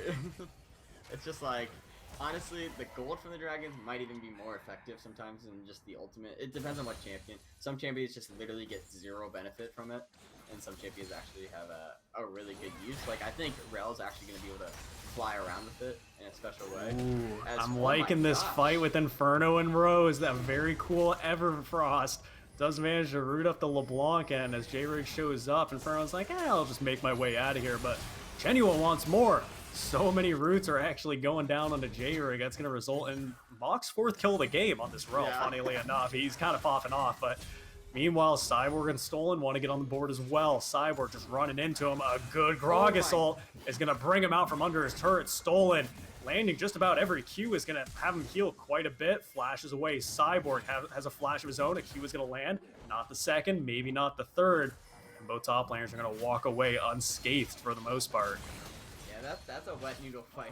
That's a definition of a, you know, just a wet needle fight. I feel like last time I was casting, I remember saying, was a wet noodle fight, but you know they were dry noodles. After they were wet, you know what I mean? Right. So it hurts a little bit more, but it's still just noodles. They're just tanks. And did you see Cyborg's ult there? It was basically so just very a nice twist on him ult, because he could have thrown it further and secured it, but he threw it short and got the pixel ult again, and throwing stolen back. So that was really impressive by him. And you know, we take our minds back like a minute earlier. The fight on top side was actually a pretty big deal, because it sort of just set up the rest of the map control from there. And now all these wards had to be cleared out from Ohio State. I'm actually loving the mid lane matchup of this game so far. I've enjoyed watching both Inferno on Ryze and Young Rose on this LeBlanc.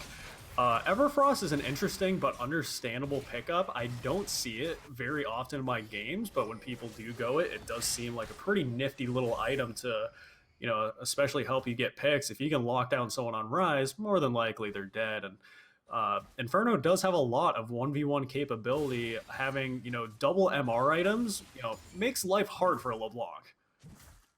Yeah, absolutely. I mean, he's just like, I don't really know if I'm gonna be able to kill you, but I'm just definitely not gonna let you kill me, kind of deal. Like, I don't really have the damage, so I'm just gonna blow you up, but there's no way that you are gonna be able to bring my health bar to 0. And so I think that's definitely a good point. It's like funny to look at. I definitely like the build adaptations. As actually, now that I just take a quick look at it, he's got about a 40-some CS lead over Young Rose, which is pretty impressive to see. As these last 2 games, Young Rose has definitely been the one ahead in that department. Yep, it's been cool, but it's just the Doinby Ryze hack, right? You know, it's like, right. I don't know why any Ryze I see now is just going for that like 500 CS mark, and right now Inferno's on his way slowly but surely. He does have the Banshees picked up as well, and even though LeBlanc is, and again going back to the mid lane, like I actually like watching both of these players on these respective champions. Young Rose is doing a bit better than I had anticipated the LeBlanc would do, getting the picks that they need. But right now, OSU is looking for a pick of their own. Whoa. The Gragas ult throws stolen back into their team. He's going to be falling again. He's not having a good time. He's not having a lot of fun this game. Yeah, no, he's definitely not having a fun time, but that's a huge pick. I mean, you sort of need your bruising, even if he's 0-4 at that point. As now another fight is going on. Another fight comes out, and Mock on the Rel, locking up nearly all of IUPUI.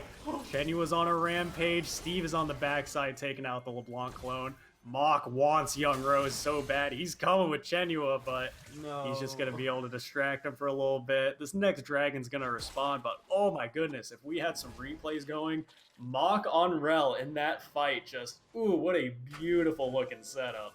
Yeah, what the heck? Mock is so good. I mean, we've consistently seen him just play so well on his gauges, and that's just another example of how good this player is. And now it's definitely going to be able to shred this Baron as the entire Ohio State team move over there. And gosh, now I just take a quick look, and I didn't even really recognize this, but Chenyu was 5-0-8, playing so well as Jarvan from what last game was not really his game. He now takes the Gore Drinker and is sort of seeing the carry first team in a lot of ways. Ooh, my gosh, a close steal as J-Riggs flashes over the wall there, but I think the main save was Cyborg actually stalling that for as long as we could. We saw him sniffing out that play, saying, I'm not going to let you steal this.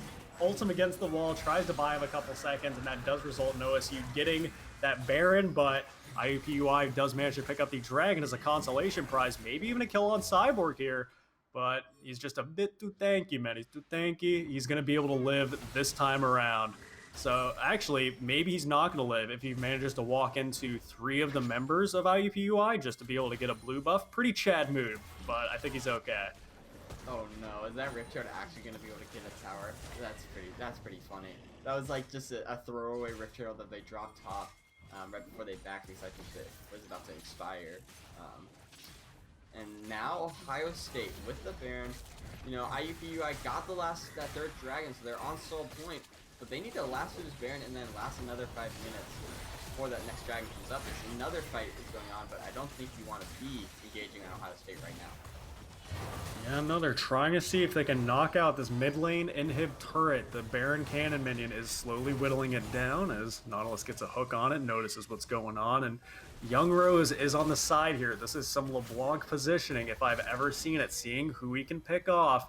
But all we need is a couple more autos from Steve on this turret. Nautilus ult comes out. It's going to be Senna going up in the air. Inferno on the side, getting ready to do some deep to the DPS. Stolen flashing forward with the Q. So much damage is going to come out. Chenua is dominating as the Cataclysm comes down, locking up so many of the members of the IUPUI. 3 members fall just for 1 of OSU, and they are following Frodo into his base. And they pick up a triple kill for Steve. There's only 1 member left remaining, and that 1 member is going to take out Chenua. Young Rose not too happy about his friends falling. Gonna see what he can do. He's healing up in the base as OSU are knocking on the doors right now, taking down that inhib. They still have the Baron available. 2 inhib turrets. Is LeBlanc gonna be able to pause? Nautilus is up in 3 seconds. Let's see what they can do. The W isn't gonna be able to take out Cyborg, but the Ignite does. 1 more turret shot is gonna be able to take a shutdown for Young Rose, and Young Rose single-handedly buys IUPUI some time. Yeah, I mean, Young Rose really played that well. I mean, I don't even know if Ohio State really should have gone for any of that after getting the inhib. I feel like they just sort of were a little cocky. They felt like last game that they were just completely able to close it out after their Baron, and then they got engaged on and won the fight, and they're just like, oh, we'll just do that again. But this time, Young Rose had a little bit of a different response for him.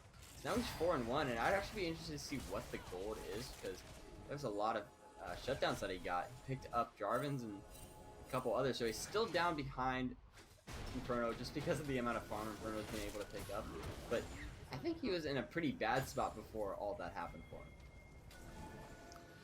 Absolutely, and I mean right now it's such a great lead we can see on the side of OSU right now. 20 kills to 10 right now with about an 8k gold lead is a great spot to be in. You have the mid lane inhibitor down, and otherwise, I mean, you're looking towards this dragon that's coming up in 2 minutes.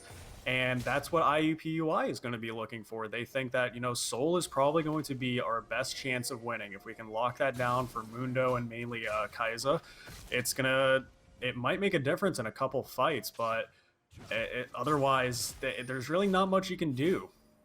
Yeah, I mean, I think Aatrox actually benefits a ton because he can almost, like, not even be in the fight and ult in just because he gets the bonus movement speed anyways, and then he just sort of runs at it, but movement speed doesn't help if he gets picked off here. He has some buddies with him, so it might be a little easier said than done. Oh my gosh, the amount of crowd control to be able to lock down Cyborg does result in some success, but some success of his own as Inferno takes down Young Rose in their base, going on a bit of a solo mission, strangely enough. Yeah, I actually have no idea how Young Rose got there. There wasn't really any towers that are low nearby, so he must have got chased. That was just the fight that we did not catch. Is that pick on Cyborg I thought was big, but Young Rose falling is sort of going to neutralize that, and now it's just a 4v4. But yeah, I think this is sort of maybe the spot that IUPUI puts their foot down, or they're going to wait out 1 more dragon until they get, you know, the fight they're looking for. As you said earlier, Kyle, we take those. We take every little kill we can get, and again, right now, it's at a bit of an awkward spot, because, like, it seems like neither of these teams are... I would actually say OSU, rather, wants to fight 5v5. IUPUI knows that they cannot do that in their current state. They have a very tanky Mundo, which I think is going to be one of their best assets to help complement both the LeBlanc and the Kai'Sa damage. But speaking of which, that Senna damage, taking that LeBlanc to half health with an auto Q, pretty nasty. Yeah, I mean, Senna just continues to pick up those souls and then just keeps gaining that range. Like, Senna's really not even, or Steve's not really even in any threat. He just keeps poking out Young Rose, which should almost never happen unless you have unfrequently long range. Oh! And now the pick was actually so big for Young Rose. The dragon was taken by Inferno, so they cannot trade for that anymore. But that is one way to get back in this game, is just to pop the ADC. Young Rose was upset. He got auto-queued once and said, "You think you're funny, Senna? You think you're having a good time? I'll show you some damage," and just popped him. Absolutely gone. That was the AD carry experience for Steve. But as you had mentioned, OSU does manage to pick up the dragon, so preventing the soul for Red Team.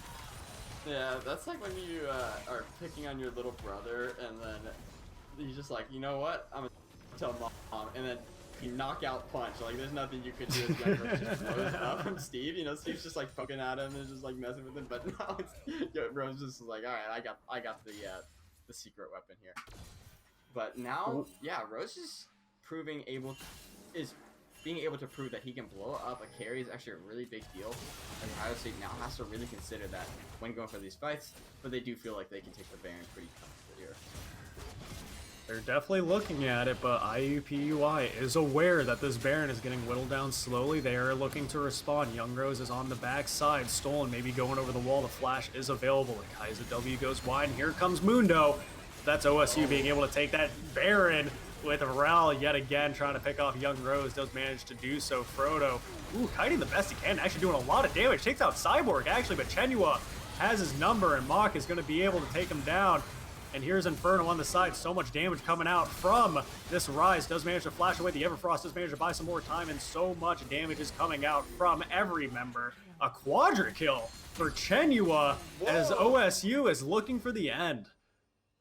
I wonder who played spoiler for that Penta on Jarvan. You don't often see a Penta kill coming out on Jarvan, as we actually might have the game crash. It's not the game crashing, it's the game ending, and that is going to be Ohio State University after being taken down just a year prior by IUPUI with the same score of 2-1. We clap back at them. We managed to win that series. So very well done to both of these teams here. Both of them played extremely well. All 10 of these players are absolutely fantastic to watch.